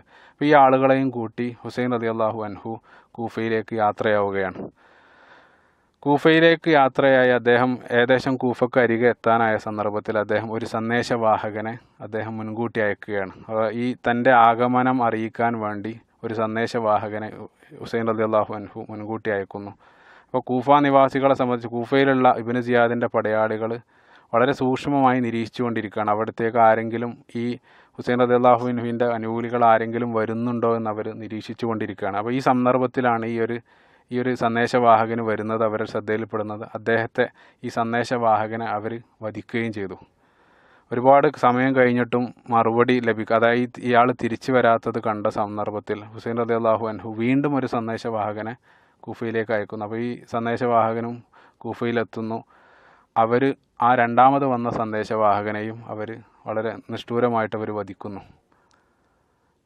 അപ്പം രണ്ടാമത്തെ സന്ദേശവാഹകനും തിരിച്ചു വന്നിട്ടില്ല. അപ്പോൾ ഹുസൈൻ റളിയല്ലാഹു അൻഹു യാത്ര നിൽക്കുന്ന സന്ദർഭത്തിൽ അവിടെ വെച്ചുകൊണ്ട് ഹുസൈൻ റളിയല്ലാഹു അൻഹു ഒരാളെ കണ്ടുമുട്ടുന്നു. ആ ആൾ എന്ന് വെച്ചാൽ നമുക്കറിയാം, ഞാൻ നേരത്തെ സൂചിപ്പിച്ചതുപോലെ മുസ്ലിം ഇബ്നു അഖീൽ മരണപ്പെടുന്നതിന് തൊട്ട് മുമ്പ് ആ പടത്തലവനോടൊരു അഭ്യർത്ഥന നടത്തുന്നുണ്ട്. നിങ്ങൾ എത്രയും പെട്ടെന്ന് അവസാനമായിട്ട് ഞാൻ ഈ നൽകുന്ന സന്ദേശം നിങ്ങൾ ഹുസൈൻ റളിയല്ലാഹു അൻഹുവിലേക്ക് എത്തിക്കണമെന്നൊരു അഭ്യർത്ഥന നടത്തുന്നുണ്ട്. അദ്ദേഹം ആ അഭ്യർത്ഥന സ്വീകരിക്കുകയും അതിൻ്റെ അടിസ്ഥാനത്തിൽ അദ്ദേഹം കൂഫയിൽ നിന്നൊരു മനുഷ്യനെ മക്കയിലേക്ക് പറഞ്ഞയച്ചിരുന്നു. ഈ സന്ദേശവാഹകനെ വഴിയിൽ വെച്ചുകൊണ്ട് ഹുസൈൻ റളിയല്ലാഹു അൻഹു കണ്ടുമുട്ടിയതോടുകൂടെ അതുവരെ നടന്ന മുഴുവൻ ചിത്രവും ഹുസൈൻ റളിയല്ലാഹു അൻഹുവിന് ലഭിക്കുകയാണ്. അപ്പോൾ നിങ്ങൾ ആലോചിക്കുക, ആ സമയത്ത് മാത്രമാണ് ഹുസൈൻ റളിയല്ലാഹു അൻഹു അതുവരെ നടന്ന മുഴുവൻ സംഭവങ്ങളും അറിയുന്നത്. ഈ ഒരു സന്ദർഭത്തിൽ തിരിച്ചു പോകണോ അതോ തൻ്റെ യാത്ര മുന്നോട്ട് പോകണോ എന്നുള്ള ഒരു കൺഫ്യൂഷനിൽ ഹുസൈൻ റളിയല്ലാഹു അൻഹു നിൽക്കുന്ന സന്ദർഭത്തിൽ താൻ കൂടെയുള്ള 100 പേരിൽ ഞാൻ നേരത്തെ സൂചിപ്പിച്ച മുസ്ലിം ഇബ്നു അഖീലും അവർ വധിച്ച മുസ്ലിം ഇബ്നു അഖീലിൻ്റെ മക്കളുണ്ടായിരുന്നു. അപ്പോൾ അവർ പറഞ്ഞു, പിതാവിൻ്റെ ഈ ഒരു വധത്തിന് ഞങ്ങൾക്ക് പകരം ചോദിക്കേണ്ടതുണ്ട്. അതുകൊണ്ട് എന്ത് വന്നാലും താങ്കൾ യാത്ര മുന്നോട്ട് തുടരുക, ഞങ്ങൾ പിറകിലുണ്ട്. മറ്റുള്ള ആളുകൾ, ചില ആളുകൾ പറഞ്ഞു, നിങ്ങൾ പോയിക്കൊള്ളുക, ഒരു പക്ഷേ കൂഫയിലുള്ള ആളുകൾ നിങ്ങളെ നേരിട്ട് കണ്ടാൽ അവരുടെ മനസ്സ് മാറി അവർ നിങ്ങൾക്ക് അനുകൂലമായി വന്നേക്കാം. അതുകൊണ്ട് നിങ്ങൾ ഭയപ്പെടരുത്, നിങ്ങൾ മുന്നോട്ട് പോകണമെന്ന് പറഞ്ഞു. ആ ഒരു ധൈര്യത്തിൽ ഹുസൈൻ റളിയല്ലാഹു അൻഹു യാത്ര മുന്നോട്ട് തുടരുന്നു. അങ്ങനെ ഹിജ്റ വർഷം 61 മുഹറം മാസം 3-ാം തീയതി കർബല എന്ന് പറയുന്ന സ്ഥലത്ത് അദ്ദേഹം എത്തിയപ്പോൾ ഇബ്നു സിയാദിൻ്റെ പടയാളികൾ അദ്ദേഹത്തെ വളയുന്നു. അപ്പോൾ ഒരു കാര്യം മനസ്സിലാക്കേണ്ടതുണ്ട്. ഈ ആഗമനത്തെക്കുറിച്ച് മനസ്സിലാക്കിയ ഇബ്നു സിയാദ് ഉടൻ തന്നെ യസീദ് ബിൻ മുആവിയ, സിറിയയിലുള്ള യസീദ് ബിൻ മുആവിയക്ക് ഉടൻ തന്നെ നിർദ്ദേശം അയച്ചു. എനിക്ക് പ്രത്യേകമായിട്ടുള്ള സൈന്യം വേണ്ടതുണ്ടെന്ന് നിർദ്ദേശം അയക്കുകയും യസീദ് ബിൻ മുആവിയ 4000-ഓളം വരുന്ന സൈന്യം, അത് മറ്റൊരു പ്രദേശത്തേക്ക് ആക്രമണത്തിന് വേണ്ടി തയ്യാറാക്കി വെച്ച 4000-ഓളം വരുന്ന സൈന്യത്തെ ഇബ്നു സിയാദിന് അയച്ചു കൊടുക്കുന്നു. അപ്പോൾ ഈ 4000-ലേറെ വരുന്ന സൈന്യം കർബല എന്ന പ്രദേശത്ത് വെച്ച് ഈ ഹുസൈൻ റളിയല്ലാഹു അൻഹുവിനെ വളയുകയാണ്. അപ്പോൾ നിങ്ങൾ ചിന്തിച്ചു, ഒരു ഭാഗത്ത് 4000, മറ്റു ഭാഗത്ത് കേവലം 100-ൽ താഴെ ആളുകളാണ്. ഇവർ ഈ കർബല എന്ന പ്രദേശത്ത് ഹുസൈൻ റളിയല്ലാഹു അൻഹുവിനെ ഉപരോധിക്കുകയാണ്. ഹുസൈൻ റളിയല്ലാഹു അൻഹുവിനോട് സൈന്യ തലവനായിട്ടുള്ള അംർ ബിൻ സഅദ് എന്ന് പറയുന്ന വ്യക്തി അദ്ദേഹം വന്ന് ചോദിച്ചു, നിങ്ങൾ എന്തിനാണ് വന്നത്? ഹുസൈൻ റളിയല്ലാഹു അൻഹു പറഞ്ഞു ന്യായമായിട്ടുള്ള മറുപടി, ഞാൻ വന്നത്, അദ്ദേഹം ആ ഭണ്ഡാരം കാണിച്ചു കൊടുത്ത് പറഞ്ഞു, ഈ നാട്ടിലെ ജനങ്ങൾ എന്നെ ആഗ്രഹിക്കുന്നുണ്ട്, അതുകൊണ്ട് തന്നെ അവരുടെ അഭ്യർത്ഥന പ്രകാരം മാത്രമാണ് ഞാൻ വന്നത്. ഈ നാട്ടിലെ ആളുകൾക്ക് എന്നെ വേണ്ടെങ്കിൽ തീർച്ചയായിട്ടും തിരിച്ചു പോകാൻ ഞാൻ സന്നദ്ധനാണെന്ന് അദ്ദേഹം പറയുകയുണ്ടായി. അപ്പോൾ ഉമർ ബിൻ സഅദ് എന്ന് പറയുന്ന വ്യക്തി ഈ സന്ദേശം അദ്ദേഹം ഇബ്നു സിയാദിൻ്റെ കൊട്ടാരത്തിൽ പോയിട്ട് പറഞ്ഞു. ഇതാണ് ഇദ്ദേഹം പറയുന്ന മറുപടി, അദ്ദേഹം തിരിച്ചു പോകാൻ സന്നദ്ധനാണെന്ന്. അപ്പോൾ ധിക്കാരിയായിട്ടുള്ള ക്രൂരനായിട്ടുള്ള ഇബ്നു സിയാദ് അദ്ദേഹത്തോട് പറഞ്ഞു, ഒരിക്കലും അദ്ദേഹത്തോട് പറയുക, 2 തീരുമാനങ്ങൾ ഞാൻ നൽകുന്നു, അതിലേതെങ്കിലും ഒന്ന് അദ്ദേഹത്തിന് സ്വീകരിക്കാം. ഒന്നുകിൽ കൊട്ടാരത്തിൽ വന്ന് എൻ്റെ കയ്യിൽ യസീദ് ബിൻ മുആവിയക്ക് അദ്ദേഹം ബൈഅത്ത് നൽകണം, അതല്ലെങ്കിൽ യുദ്ധം. ഇതിൽ 2-ൽ ഏതെങ്കിലും ഒരു തീരുമാനം അദ്ദേഹം സ്വീകരിക്കേണ്ടതാണ്. എത്ര ധിക്കാരപരമായിട്ടുള്ളൊരു തീരുമാനമാണ് അദ്ദേഹം നൽകുന്നത്. പ്രവാചകൻ സല്ലല്ലാഹു അലൈഹി വസല്ലമയുടെ പൗത്രനായിട്ടുള്ള ഈ വ്യക്തി, ഈ ഒന്നുമല്ലാത്ത ഈ ഈ ഇബ്നു സിയാദ് എന്ന് പറയുന്ന വ്യക്തിയുടെ കാൽ കീഴിലേക്ക് വരണമെന്ന് പറഞ്ഞ ഒരർത്ഥത്തിലും അത് അംഗീകരിക്കാൻ സാധ്യമല്ല. അപ്പോൾ അതുകൊണ്ട് തന്നെ ഈ അംർ ബിൻ സഅദ് എന്ന് പറയുന്ന പടയാളി തിരിച്ചു പോയിട്ട് ഹുസൈൻ റളിയല്ലാഹു അൻഹുവിനോട് ഈ തീരുമാനം പറഞ്ഞ സന്ദർഭത്തിൽ ഹുസൈൻ റളിയല്ലാഹു അൻഹു തീർച്ചയായിട്ടും അത് സ്വാഭാവികമായിട്ട് അത് ഒരിക്കലും സ്വീകാര്യമല്ല. ഹുസൈൻ റളിയല്ലാഹു അൻഹു വീണ്ടും 3 നിർദ്ദേശങ്ങൾ നൽകുകയാണ്. അദ്ദേഹം പറഞ്ഞു, ഒന്നുകിൽ എന്നെ മക്കയിലേക്ക് തിരിച്ചു പോകാൻ നിങ്ങൾ സമ്മതിക്കണം, അതല്ലെങ്കിൽ നിങ്ങൾ ഒന്നുകിൽ എന്നെ മക്കയിലേക്ക് തിരിച്ചു പോകാൻ സമ്മതിക്കുക, അതല്ലെങ്കിൽ എന്നെ നിങ്ങൾ യസീദ് ബിൻ മുആവിയയുടെ അടുത്തേക്ക് നിങ്ങൾ എത്തിക്കുക, സിറിയയിലുള്ള യസീദ് ബിൻ മുആവിയയുടെ അടുത്തേക്ക് എത്തിക്കുക, ഞാൻ അദ്ദേഹവുമായിട്ട് നേരിട്ട് സംസാരിച്ചോളാം. അതുമല്ലെങ്കിൽ എന്നെ നിങ്ങൾ ഏതെങ്കിലും പ്രദേശത്തേക്ക് നാട് കടത്തുക. ഈ മൂന്ന് തീരുമാനങ്ങൾ അദ്ദേഹം അറിയിച്ചു, ന്യായമായ 3 തീരുമാനങ്ങൾ. അപ്പോൾ ഈ 3 തീരുമാനങ്ങൾ കേട്ടതോടുകൂടെ ഈ അംർ ബിൻ സഅദ് എന്ന് പറയുന്ന വ്യക്തിക്ക് അദ്ദേഹം അവർക്ക് ചില അർത്ഥത്തിൽ അദ്ദേഹം ഇവർക്ക് അനുകൂലമായിട്ട് അദ്ദേഹം ചില ഘടകങ്ങൾ ഇവർക്ക് അനുകൂലമായിട്ട് ചിന്തിക്കാൻ പ്രേരിപ്പിച്ചിട്ടുണ്ടായിരിക്കണം. അതുകൊണ്ട് തന്നെ അദ്ദേഹം എങ്ങനെയെങ്കിലും ഒരു യുദ്ധം ഒഴിവാക്കാൻ വേണ്ടി ഈ 3 തീരുമാനങ്ങൾ കേട്ടതോടെ അദ്ദേഹത്തിന് വളരെ സന്തോഷമായി. അദ്ദേഹം വീണ്ടും ഇബ്നു സിയാദിൻ്റെ കൊട്ടാരത്തിലേക്ക് പോയിട്ട് ഈ 3 ഓപ്ഷൻ, അദ്ദേഹം നൽകിയ 3 ഓപ്ഷൻ അദ്ദേഹം ഇബ്നു സിയാദിനോട് പറയുകയാണ്. ഇവർ 3 കാര്യങ്ങളാണ് പറയുന്നത്. അപ്പോൾ അതുകൊണ്ട് നമ്മളെ സംബന്ധിച്ചിടത്തോളം ഇതിൽ 3 ഏതെങ്കിലും ഒന്ന് നമുക്ക് ഈസി ആയിട്ട് നമുക്ക് തിരഞ്ഞെടുക്കാം. ഈ ക്രൂരനും ധിക്കാരിയും തന്ത്രശാലിയുമായിട്ടുള്ള ഇബ്നു സിയാദ് അദ്ദേഹം ഈ 3 തള്ളിക്കളയുകയാണ്. അദ്ദേഹം പറഞ്ഞു, ഈ 3 ഞാൻ സ്വീകരിക്കാൻ തയ്യാറല്ല. ഒന്നുകിൽ എൻ്റെ കയ്യിൽ വന്ന് അദ്ദേഹം ബൈഅത്ത് നൽകണം, അതല്ലെങ്കിൽ യുദ്ധം ഞാൻ പ്രഖ്യാപിക്കും. അപ്പോൾ ഒരു കാര്യം കൂടെ ഈ ഇബ്നു സിയാദിന് മനസ്സിലായി. അംർ ബിൻ സഅദ് എന്ന് പറയുന്ന പടയാളിക്ക് ഒരർത്ഥത്തിൽ ചെറുതായിട്ട് അവർക്ക് അനുകൂലമാകുന്നുണ്ടെന്ന് മനസ്സിലാക്കിയതോടുകൂടെ അദ്ദേഹത്തെ മാറ്റി പിന്നീട് പറഞ്ഞയക്കുന്ന പിന്നീട് ഈ സന്ദേശം കൈമാറുന്നത് അദ്ദേഹത്തിന് പകരമായിട്ട് ഷിമർ ബിൻ ദിൽജൗഷൻ എന്ന് പറയുന്ന ഒരാളെയാണ് അദ്ദേഹം മാറ്റി പറഞ്ഞയക്കുന്നത്. അപ്പോൾ ഈ ഷിമർ ബിൻ ദിൽജൗഷൻ വളരെ ക്രൂരനായിട്ടുള്ള ഒരു പടയാളിയായിരുന്നു. അദ്ദേഹത്തെയാണ് പിന്നീട് പറഞ്ഞയക്കുന്നത്. അപ്പോൾ ഈ ഷിമർ ബിൻ ദിൽജൗഷൻ എന്ന് പറയുന്ന വ്യക്തി കർബലയിൽ എത്തുകയും ഇതെല്ലാം നടക്കുന്നത് ഈ ഹിജ്റ വർഷം 61 മുഹറം മാസം 3-നും 9-നും അടക്കമാണ് ഈ സന്ദേശ കൈമാറ്റങ്ങളെല്ലാം നടക്കുന്നത്. അപ്പോൾ ഷിമർ ബിൻ ദിൽജൗഷൻ അവിടെ എത്തുകയും മുഹറം മാസം 9-ാം തീയതി അദ്ദേഹം അവസാനമായിട്ട് ഹുസൈൻ റളിയല്ലാഹു അൻഹുവിനോട് പറഞ്ഞു, ഒന്നുകിൽ നിങ്ങൾക്ക് കൊട്ടാരത്തിലേക്ക് പോയിട്ട് യസീദ് ബിൻ മുആവിയക്ക് അനുകൂലമായിട്ട് അദ്ദേഹത്തിൻ്റെ കയ്യിൽ ബൈഅത്ത് നൽകാം, അല്ലെങ്കിൽ തീർച്ചയായിട്ടും നാളെ ഞങ്ങൾ നിങ്ങളുമായിട്ട് യുദ്ധം പ്രഖ്യാപിക്കുന്നതാണ്. അപ്പം വീരുവല്ല ഹുസൈൻ റളിയല്ലാഹു ഒരിക്കലും ആ തീരുമാനം അംഗീകരിക്കാൻ പോകുന്നില്ല. അദ്ദേഹം ന്യായമായിട്ടുള്ള 3 നിർദ്ദേശങ്ങൾ നൽകി, അതുപോലും അവർ ധിക്കരിക്കുകയാണ് ഉണ്ടായത്. സ്വാഭാവികമായിട്ടും അദ്ദേഹം അത് സ്വീകരിച്ചില്ല. അങ്ങനെ ഹിജ്റ വർഷം 61 മുഹറം മാസം 10-ാം തീയതി കർബലയിൽ വെച്ചുകൊണ്ട് തികച്ചും ഏകപക്ഷീയമായിട്ടുള്ള ഒരു യുദ്ധം അരങ്ങേറുകയാണ്. 4000-ഓളം വരുന്ന പടയാളികൾ കേവലം 70-ൽ താഴെ വരുന്ന ഈ ഹുസൈൻ റളിയല്ലാഹു അൻഹുവിനോട് കൂടെയുള്ള ആളുകളുമായിട്ട് യുദ്ധം നടത്തുകയാണ്. യുദ്ധത്തിൽ തീർച്ചയായിട്ടും നമുക്ക് ചിന്തിച്ചാൽ തന്നെ മനസ്സിലാകും എന്താ സംഭവിക്കാൻ പോകുന്നതെന്ന്. അവരോടൊപ്പം വന്ന മുഴുവൻ ആളുകളെയും, സ്ത്രീകൾ ഒഴികെയുള്ള മുഴുവൻ ആളുകളെയും അവർ വധിച്ചു. പക്ഷേ ഹുസൈൻ റളിയല്ലാഹു അൻഹുവിന് എതിരെ വാളോങ്ങാൻ അവരാരും ധൈര്യപ്പെട്ടില്ല. ആ പവിത്രമായിട്ടുള്ള ശരീരത്തിൽ വാളോങ്ങാൻ അവരാരും ധൈര്യപ്പെട്ടില്ല. അവസാനം ഹുസൈൻ റളിയല്ലാഹു അൻഹു മാത്രം ബാക്കിയായി. ഷിമർ ബിൻ ദിൽജൗഷൻ എന്ന് പറയുന്ന വ്യക്തി ഹുസൈൻ റളിയല്ലാഹു അൻഹുവിനെ വധിക്കാൻ സിനാൻ ബിൻ അനസ് എന്ന് പറയുന്ന വ്യക്തിക്ക് അദ്ദേഹം സന്ദേശം നൽകുന്നു. അങ്ങനെ സിനാൻ ബിൻ അനസ് എന്ന് പറയുന്ന വ്യക്തി വന്ന് ഹുസൈൻ റളിയല്ലാഹു അൻഹുവിനെതിരെ വാളോങ്ങുന്നു.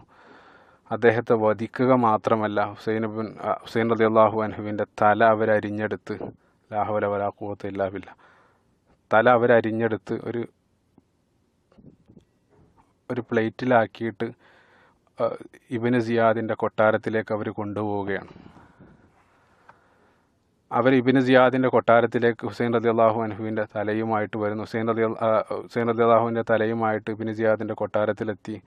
ഇബ്നു സിയാദ് എന്ന് പറയുന്ന ഈ ക്രൂരനായിട്ടുള്ള വ്യക്തി ആ തലയിൽ ഒരു കൊള്ളിക്കമ്പ് കൊണ്ട് കുത്തി വളരെ മോശമായിട്ടുള്ള രൂപത്തിൽ ചില സംസാരങ്ങൾ നടത്തുകയുണ്ടായി. ഈ സമയത്ത് സദസ്സിൽ ഇരിക്കുന്ന അനസ് ബിൻ മാലിക് റളിയല്ലാഹു അൻഹു, അനസ് ബിൻ മാലിക് ഒരുപാട് പ്രായം ചെന്ന ആ ഒരു സന്ദർഭത്തിലാണ് ആ സമയത്തുള്ളത്.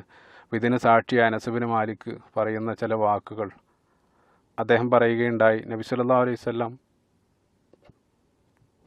പ്രവാചകൻ സല്ലല്ലാഹു അലൈഹി വസല്ലമയുടെ ചുണ്ട് പതിഞ്ഞ അല്ലെങ്കിൽ നബി സല്ലല്ലാഹു അലൈഹി വസല്ലം ഉമ്മ വെച്ച ഒരു സ്ഥലത്താണ് നീ ചെയ്തുകൊണ്ടിരിക്കുന്നത്, തീർച്ചയായിട്ടും നീ അതിനെ അനുഭവിച്ചുകൊണ്ട് തന്നെയാണ് ഇബ്നു സിയാദ് അവസാനം മരണപ്പെടുന്നത്. അപ്പോൾ ഈ ഒരു ഇതോടുകൂടെ കർബലയുടെ ചരിത്രം അവസാനിക്കുകയാണ്. ഇതാണ് കർബലയിൽ അന്ന് സംഭവിച്ചത്. പക്ഷേ വിശ്വാസപരമായിട്ട് നമ്മൾ മനസ്സിലാക്കിയിരിക്കേണ്ട ഒരു കാര്യം, അതുവരെ കേവലം കർബലയിൽ ഇതിന് ശേഷം, അതായത് ഹിജ്റ വർഷം 61 ഇത് സംഭവിച്ച്, പിന്നീട് 4 വർഷത്തിന് ശേഷം ഹിജ്റ വർഷം 65 അവിടെ ഉണ്ടായിരുന്ന ഒരു വിഭാഗം ആളുകൾ, ഷിയാത്തു അലി എന്ന് സ്വന്തം വിളിച്ചിരുന്ന ഒരു വിഭാഗം ആളുകൾ, അവരൊരു പ്രത്യേക ഗ്രൂപ്പ് ഉണ്ടാക്കുകയാണ്. ആ ഗ്രൂപ്പിന് അവർ നൽകിയ പേര് തന്നെ തവ്വാബൂൻ എന്നാണ്. അതായത് അവർക്ക് വല്ലാത്ത കുറ്റബോധം തോന്നി അവരുടെ പ്രവൃത്തിയിൽ. നിങ്ങൾ ചിന്തിച്ചു നോക്കുക, ഒരു 40,000-ഓളം ആളുകൾ ബൈഅത്ത് നൽകിയ ഒരു പ്രദേശത്തിൽ ഇത്ര ക്രൂരമായ രൂപത്തിൽ കൂഫയിലുള്ള ആളുകൾ അദ്ദേഹത്തെ വഞ്ചിക്കുകയാണ് ചെയ്തത്. അപ്പോൾ അവർക്ക് അതിൽ വല്ലാത്ത കുറ്റബോധം തോന്നി അവരൊരു പ്രത്യേക ഗ്രൂപ്പ് ഉണ്ടാക്കുകയും ആ വിഭാഗം ആളുകൾ തങ്ങളുടെ ഈ ഒരു ചെയ്തിയിലുള്ള മനം നൊന്ത് അവർ ഇതിന് പ്രതികാരം ചെയ്യേണ്ടതുണ്ടെന്ന് അവർ തീരുമാനിക്കുകയാണ്. അങ്ങനെ അവർ ഇബ്നു സിയാദിനെ വധിക്കാൻ വേണ്ടി ഒരു സൈന്യം ഒരുക്കുകയും ആ സൈന്യവുമായിട്ട് അവർ സിറിയയിലേക്ക് യാത്ര ചെയ്യുകയാണ്. അപ്പോൾ ഹിജ്റ വർഷം 65 ഇത് സംഭവിക്കുന്നത്. യാത്രക്ക് ഇടയിൽ അവർ കർബലയിലെത്തിയ സന്ദർഭത്തിൽ, കർബല എന്ന പ്രദേശത്തെത്തിയപ്പോൾ അവിടെ അവർ രാത്രി മുഴുവൻ തങ്ങുകയും അവിടെ വെച്ചുകൊണ്ട് തങ്ങളുടെ ചെയ്തിയിൽ ഉള്ള വിഷമം കാരണം അവർ അലമുറയിട്ട് കരയുകയും നെഞ്ഞത്തടിക്കുകയും ശരീരത്തിൽ മുഴുവൻ മുറിയേൽപ്പിക്കുകയും ചെയ്തു. അതാണ് ഇന്ന് നമ്മൾ കണ്ടുകൊണ്ടിരിക്കുന്ന ഷിയായിസവുമായിട്ട് ബന്ധപ്പെട്ട പല ആചാരങ്ങളും, നമ്മൾ ഇതിന് സമാനമായിട്ടുള്ള പല ആചാരങ്ങളും കാണാം. അതെല്ലാം ഇതുമായിട്ടാണ് ബന്ധപ്പെട്ട് കിടക്കുന്നത്. അപ്പം പിന്നീട് യഥാർത്ഥത്തിൽ ഞാൻ ആദ്യത്തിൽ സൂചിപ്പിച്ചതുപോലെ ഇന്ന് നമ്മൾ കാണുന്ന ഷിയായിസത്തിൻ്റെ രൂപം അല്ലെങ്കിൽ ഷിയായിസത്തിൻ്റെ ജന്മം എന്നുള്ളത് ഈ കർബല സംഭവത്തിന് ശേഷമാണ് സംഭവിക്കുന്നത്. അതുവരെ ഷിയായിസം ഉണ്ടായിരുന്നു. പക്ഷേ അന്നത്തെ ഷിയായിസം അല്ലെങ്കിൽ കർബല സംഭവത്തിന് മുമ്പുള്ള ഷിയായിസം കേവലം ഒരു രാഷ്ട്രീയ മുന്നേറ്റം മാത്രമായിരുന്നു. ബനു ഉമയ്യ ഗോത്ര, ഉമവികൾക്കെതിരെ അഹ്ലു ബൈത്തിനെ സപ്പോർട്ട് ചെയ്തുകൊണ്ടുള്ള കേവലം ഒരു രാഷ്ട്രീയ മുന്നേറ്റം മാത്രമായിരുന്നു അതുവരെ ഉണ്ടായിരുന്ന ഷിയായിസം. പക്ഷേ അതേസമയം ഈ കർബല സംഭവത്തിന് ശേഷമാണ് ഇത്തരത്തിലുള്ള വികല വിശ്വാസങ്ങൾ, അതുവരെ ഉണ്ടായിരുന്ന ഷിയാക്കൾ എല്ലാ സ്വഹാബികളെയും അംഗീകരിക്കുന്നവരായിരുന്നു. അവർ ഉമർ റളിയല്ലാഹു അൻഹുവിനും അബൂബക്കർ സിദ്ദീഖ് റളിയല്ലാഹു അൻഹുവിനെയും എല്ലാം അംഗീകരിക്കുന്നവരായിരുന്നു. പക്ഷേ അതേസമയം കർബല സംഭവത്തിന് ശേഷം ഉസൈർ റളിയല്ലാഹു അൻഹുവിൻ്റെ മരണത്തിന് ശേഷമാണ് പിന്നീട് ഇന്ന് കാണുന്ന നമ്മൾ ഇത്നാശരികൾ എന്നൊക്കെ അറിയപ്പെടുന്ന ഈ ഷിയ വികല വിശ്വാസങ്ങൾ മുഴുവനും രൂപമെടുക്കുന്നത് ഈ ഒരു കർബല സംഭവത്തിന് ശേഷമാണ്. ഇതേ സംഭവം പിന്നീട് ആവർത്തിക്കുന്നുണ്ട്. കാരണം അന്ന് കർബലയിൽ അവർ എല്ലാവരെയും, സ്ത്രീകൾ ഒഴികെയുള്ള മുഴുവൻ ആളുകളെയും വധിച്ചെങ്കിലും ഒരാൾ മാത്രം അതിൽ ബാക്കിയാകുന്നുണ്ട്. അത് അലി ഇബ്നു സൈനുൽ ആബിദീൻ എന്നറിയപ്പെടുന്ന വളരെ നമ്മളെല്ലാം പ്രസിദ്ധനായിട്ടുള്ള ഒരു വ്യക്തി. അദ്ദേഹം മാത്രം അതിൽ അവശേഷിക്കുന്നുണ്ട്. കാരണം അന്നത്തെ ദിവസം അദ്ദേഹത്തിന് അതിശക്തമായിട്ടുള്ള പനി വന്നതിനാൽ അദ്ദേഹം ഒരു ടെൻറ്റിലായിരുന്നു. അതുകൊണ്ട് തന്നെ അദ്ദേഹത്തെ അവർ വധിച്ചിരുന്നില്ല. പിന്നീട് കാലങ്ങൾക്ക് ശേഷം ഈ അലി ഇബ്നു സൈനുൽ ആബിദീനോട് ഇതേ രൂപത്തിൽ ഹുസൈൻ റളിയല്ലാഹു അൻഹുവിനോട് ചെയ്ത അതേ രൂപത്തിൽ അദ്ദേഹത്തോടും കൂഫ നിവാസികൾ അദ്ദേഹത്തോട് വരാനും അധികാരം ഏറ്റെടുക്കാനും ആവശ്യപ്പെടുന്നുണ്ട്. അദ്ദേഹം മക്കയിൽ നിന്ന് പുറപ്പെടുന്ന സന്ദർഭത്തിൽ ഇതേ സംഭവങ്ങൾ വീണ്ടും ആവർത്തിക്കുകയാണ് ചരിത്രത്തിൽ. മക്കയിലുള്ള സ്വഹാബികളെല്ലാം അദ്ദേഹത്തെ വിലക്കുന്നു. പക്ഷേ അദ്ദേഹം ആ വിലക്കുകളെല്ലാം അവഗണിച്ചുകൊണ്ട് കൂഫ ജനങ്ങളിൽ പ്രതീക്ഷ അർപ്പിച്ചുകൊണ്ട് അദ്ദേഹം വീണ്ടും കൂഫയിലേക്ക് പോകുന്നു. അവിടെ എത്തിയ സന്ദർഭത്തിൽ അന്ന് ഷിയായിസം ഒരുപാട് മാറിയിരുന്നു. ഞാൻ നേരത്തെ സൂചിപ്പിച്ചതുപോലെ കർബല സംഭവത്തിന് ശേഷം ഷിയായിസത്തിൽ വന്ന ഒരുപാട് മാറ്റങ്ങൾ അതൊന്നും അദ്ദേഹം അറിഞ്ഞിരുന്നില്ല. അപ്പോൾ അവിടെ എത്തിയപ്പോൾ അദ്ദേഹത്തോട് അലി സൈനുൽ ആബിദീനോട് അവരാവശ്യപ്പെടുന്നത്, നിങ്ങൾ അബൂബക്കർ സിദ്ദീഖ് റളിയല്ലാഹു അൻഹുവിനെയും ഉമർ ഇബ്നുൽ ഖത്താബ് റളിയല്ലാഹു അൻഹുവിനെയും തള്ളിപ്പറയണമെന്ന് ആവശ്യപ്പെടുന്നു. അതൊരിക്കലും അദ്ദേഹത്തിന് സ്വീകാര്യമല്ല. അദ്ദേഹം അതിന് സന്നദ്ധമായില്ല. അദ്ദേഹത്തെയും ഇവർ വളരെ മൃഗീയമായിട്ട് വധിക്കുന്നതാണ് പിന്നീട് കൂഫയുടെ ചരിത്രത്തിൽ നമ്മൾ കാണുന്നത്. അപ്പം യഥാർത്ഥത്തിൽ ഈ ഒരു വിഭാഗം അല്ലെങ്കിൽ ഈ അതിക്രൂരമായിട്ടുള്ള വഞ്ചന നടത്തിയ വിഭാഗമാണ് ഇന്ന് ഷിയഅത്തു അലി അല്ലെങ്കിൽ അലിയുടെ വിഭാഗം എന്നറിയപ്പെട്ട് നടക്കുന്നത്. യഥാർത്ഥത്തിലുള്ള ഷിയഅത്തു അലി അല്ലെങ്കിൽ അഹ്ലുസുന്നത്ത് വൽ ജമാഅത്ത് സുന്നികളായിട്ടുള്ള ആളുകളാണ് യഥാർത്ഥത്തിലുള്ള അലി റളിയല്ലാഹു അൻഹുവിനെ സ്നേഹിക്കുന്നവരെന്ന് ഈ ഒരു സംഭവത്തിൽ നിന്ന് തന്നെ കൃത്യമായിട്ട് നമുക്ക് മനസ്സിലാക്കാൻ സാധിക്കും. ഈ ഒരു സംഭവത്തിൽ ആരെയാണ് കുറ്റപ്പെടുത്തേണ്ടതെന്ന് ചോദിച്ചാൽ നമുക്ക് കൃത്യമായിട്ട് അറിയാം. ഒന്നാമത്തെ ഇതിൻ്റെ പ്രതി ഇബ്നു സിയാദ് എന്ന് പറയുന്ന ക്രൂരമായിട്ടുള്ള മനുഷ്യൻ തന്നെയാണ്. അദ്ദേഹം പിന്നീട് അദ്ദേഹത്തിൻ്റെ ജീവിത കാലഘട്ടത്തിൽ തന്നെ അദ്ദേഹം അനുഭവിക്കുകയുണ്ടായി. അദ്ദേഹം അദ്ദേഹത്തിൻ്റെ ജീവിത കാലഘട്ടത്തിൽ അവസാനമായിട്ട് അദ്ദേഹത്തിന് മുഖ്താർ എന്ന് പറയുന്ന ഒരു ഭരണാധികാരി വരികയും അവസാനമായിട്ട് അദ്ദേഹത്തെ വധിക്കുകയും ഇതേ രൂപത്തിൽ അദ്ദേഹത്തെയും ശിരച്ഛേദം ചെയ്തുകൊണ്ട് അതേ രൂപത്തിൽ അദ്ദേഹവും മരണപ്പെടുന്നതായിട്ട് ചരിത്രത്തിൽ നമ്മൾ കാണാൻ സാധിക്കും. പിന്നീട് ഉള്ളത് നമ്മൾ പ്രധാനമായിട്ടുള്ള പ്രതി എന്ന് പറയുന്നത് യസീദ് ഇബ്നു മുആവിയാണ്. പക്ഷേ യസീദ് ഇബ്നു മുആവിയെ സംബന്ധിച്ചിടത്തോളം ഈ ക്രൂരമായിട്ടുള്ള പ്രവൃത്തികളൊന്നും ചെയ്യാൻ ഇബ്നു സിയാദിനോട് യസീദ് ഇബ്നു മുആവിയ കൽപ്പിച്ചിരുന്നില്ല. അതെല്ലാം അദ്ദേഹം സ്വന്തം ഇഷ്ടപ്രകാരമാണ് ചെയ്തത്. എന്നിരുന്നാലും ഈ പ്രവൃത്തികൾക്ക് ശേഷം ഈ പ്രവൃത്തി ചെയ്ത ഇബ്നു സിയാദിനെതിരെയോ അതേപോലെ തന്നെ ഇത് ചെയ്ത ഈ ശിംർ ബിൻ ജൗസിനെതിരെയോ ഒരു വിരലനക്കാൻ പോലും യസീദ് ഇബ്നു മുആവിയ സന്നദ്ധനായില്ല. അതുകൊണ്ട് തന്നെ ഈ ഒരു പാപഭാരത്തിൽ തീർച്ചയായിട്ടും യസീദ് ഇബ്നു മുആവിയക്കും പങ്കുണ്ട്. നമ്മളെ സംബന്ധിച്ചിടത്തോളം അപ്പോൾ ഈ ഒരു കാര്യം പ്രധാനമായിട്ട് ഞാനൊരു കാര്യം വിട്ടുപോയത് പ്രത്യേകം പറയുകയാണ്. കർബലയുമായിട്ട് ബന്ധപ്പെട്ട ഒരു സംഭവം നബി സല്ലല്ലാഹു അലൈഹി വസല്ലമയുടെ ഒരു മനോഹരമായിട്ടുള്ളൊരു ഹദീസ് കൂടെ ഞാൻ നേരത്തെ പറയാൻ വിട്ടതാണ്. അലി റളിയല്ലാഹു അൻഹു ഒരിക്കൽ പ്രവാചകൻ സല്ലല്ലാഹു അലൈഹി വസല്ലമയുടെ അടുത്ത് സന്ദർശിച്ച സമയത്ത് നബി സല്ലല്ലാഹു അലൈഹി വസല്ലം കരഞ്ഞിരിക്കുന്നതായിട്ട് കാണപ്പെടുകയുണ്ട്. അപ്പോൾ അലി റളിയല്ലാഹു അൻഹു ചോദിക്കുന്നുണ്ട്, മാ യുബ്കിക യാ റസൂലല്ലാഹ്, എന്തുകൊണ്ടാണ് താങ്കൾ കരയുന്നത്? അപ്പോൾ റസൂലുള്ളാഹി സ്വല്ലല്ലാഹു അലൈഹി വസല്ലം പറഞ്ഞു, എൻ്റെ മകൻ അതായത് ഹുസൈൻ റളിയല്ലാഹു അൻഹുവിനെ എൻ്റെ ഉമ്മത്തിൽപ്പെട്ട ഒരു വിഭാഗം അവനെ വധിക്കുമെന്ന് ഒരു മലക്ക് എന്നോട് വന്ന് പറയുകയുണ്ടായി. സ്വഹീഹായിട്ടുള്ള ഹദീസാണ്. അപ്പം ആ മലക്ക് എന്നിട്ട് എന്നോട് ചോദിച്ചു, അവൻ വധിക്കപ്പെടുന്ന സ്ഥലം താങ്കൾക്ക് കാണേണ്ടതുണ്ടോ എന്ന് ആ മലക്ക് ചോദിച്ച സന്ദർഭത്തിൽ ഞാൻ അതെ എന്ന് പറയുകയുണ്ടായി. ആ സമയത്ത് മലക്ക് ആ പ്രദേശത്ത് നിന്ന് ഒരൽപ്പം മണ്ണെടുത്ത് കൊണ്ടുവന്ന് എന്നെ കാണിച്ചു തരികയുണ്ടായി. ആ മണ്ണ് എന്നിട്ട് റസൂൽ സല്ലല്ലാഹു അലൈഹി വസല്ലം അലി റളിയല്ലാഹു അൻഹുവിനും സ്വഹാബികൾക്കും കൈമാറി. സ്വഹാബികൾ ഈ ഹദീസ് ഉദ്ധരിച്ച വ്യക്തി പറയുന്ന ആ മണ്ണ് പിന്നീട് ആ മണ്ണ് കർബലയിലുള്ള മണ്ണായിരുന്നത് പിന്നീട് ഞങ്ങൾ അറിയുകയുണ്ടായി എന്ന് ആ സ്വഹാബി പറയുന്നുണ്ട്. അപ്പോൾ നബി സല്ലല്ലാഹു അലൈഹി വസല്ലം ഇതും മുൻകൂട്ടി തന്നെ ഈ ഉമ്മത്തിൽ വരാൻ പോകുന്ന ഈ പ്രശ്നങ്ങളെല്ലാം നബി സല്ലല്ലാഹു അലൈഹി വസല്ലം മുൻകൂട്ടി പ്രവചിച്ചിരുന്നതായിട്ട് നമുക്ക് കാണാൻ സാധിക്കും. അപ്പോൾ അവസാനമായിട്ട് ഇതുമായിട്ട് ബന്ധപ്പെട്ട് വളരെ രസകരമായിട്ടെന്ന് തോന്നിയ ഒരു ഹദീസ് കൂടെ നിങ്ങളുമായിട്ട് പങ്കുവെക്കുകയാണ്. അപ്പം ഒരിക്കൽ ഒരു വിഭാഗം ആളുകൾ, ഹജ്ജാജികളായിട്ടുള്ള ഒരു വിഭാഗം ആളുകൾ മക്കയിൽ ഹജ്ജ് ചെയ്തുകൊണ്ടിരിക്കുന്ന സന്ദർഭത്തിൽ അവിടെ ഇബ്നു ഉമർ റളിയല്ലാഹു അൻഹു ഇരിക്കുന്നുണ്ടായിരുന്നു. അപ്പോൾ ഇബ്നു ഉമർ റളിയല്ലാഹു അൻഹു വളരെ പ്രായം ചെന്നൊരവസ്ഥയിലാണ്.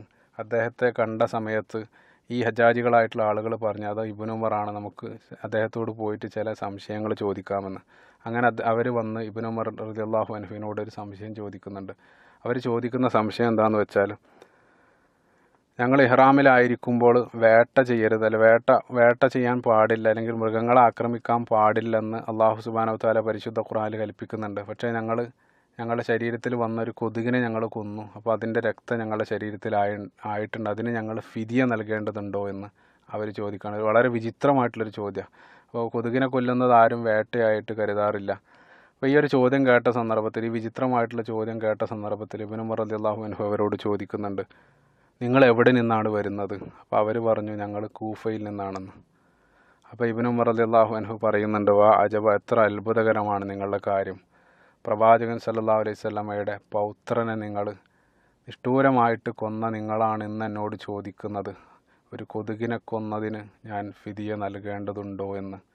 ബുഖാരി ഉദ്ധരിക്കുന്ന ഹദീസാണ്. അല്ലാഹു സുബ്ഹാനഹു വ തആല കാര്യങ്ങളെ കൃത്യമായിട്ട് പഠിക്കാനും സത്യത്തിൻ്റെ പാതയിൽ അവസാനം വരെ ഉറച്ചു നിൽക്കാനും അള്ളാഹു നമ്മളെ അനുഗ്രഹിക്കുമാറാകട്ടെ.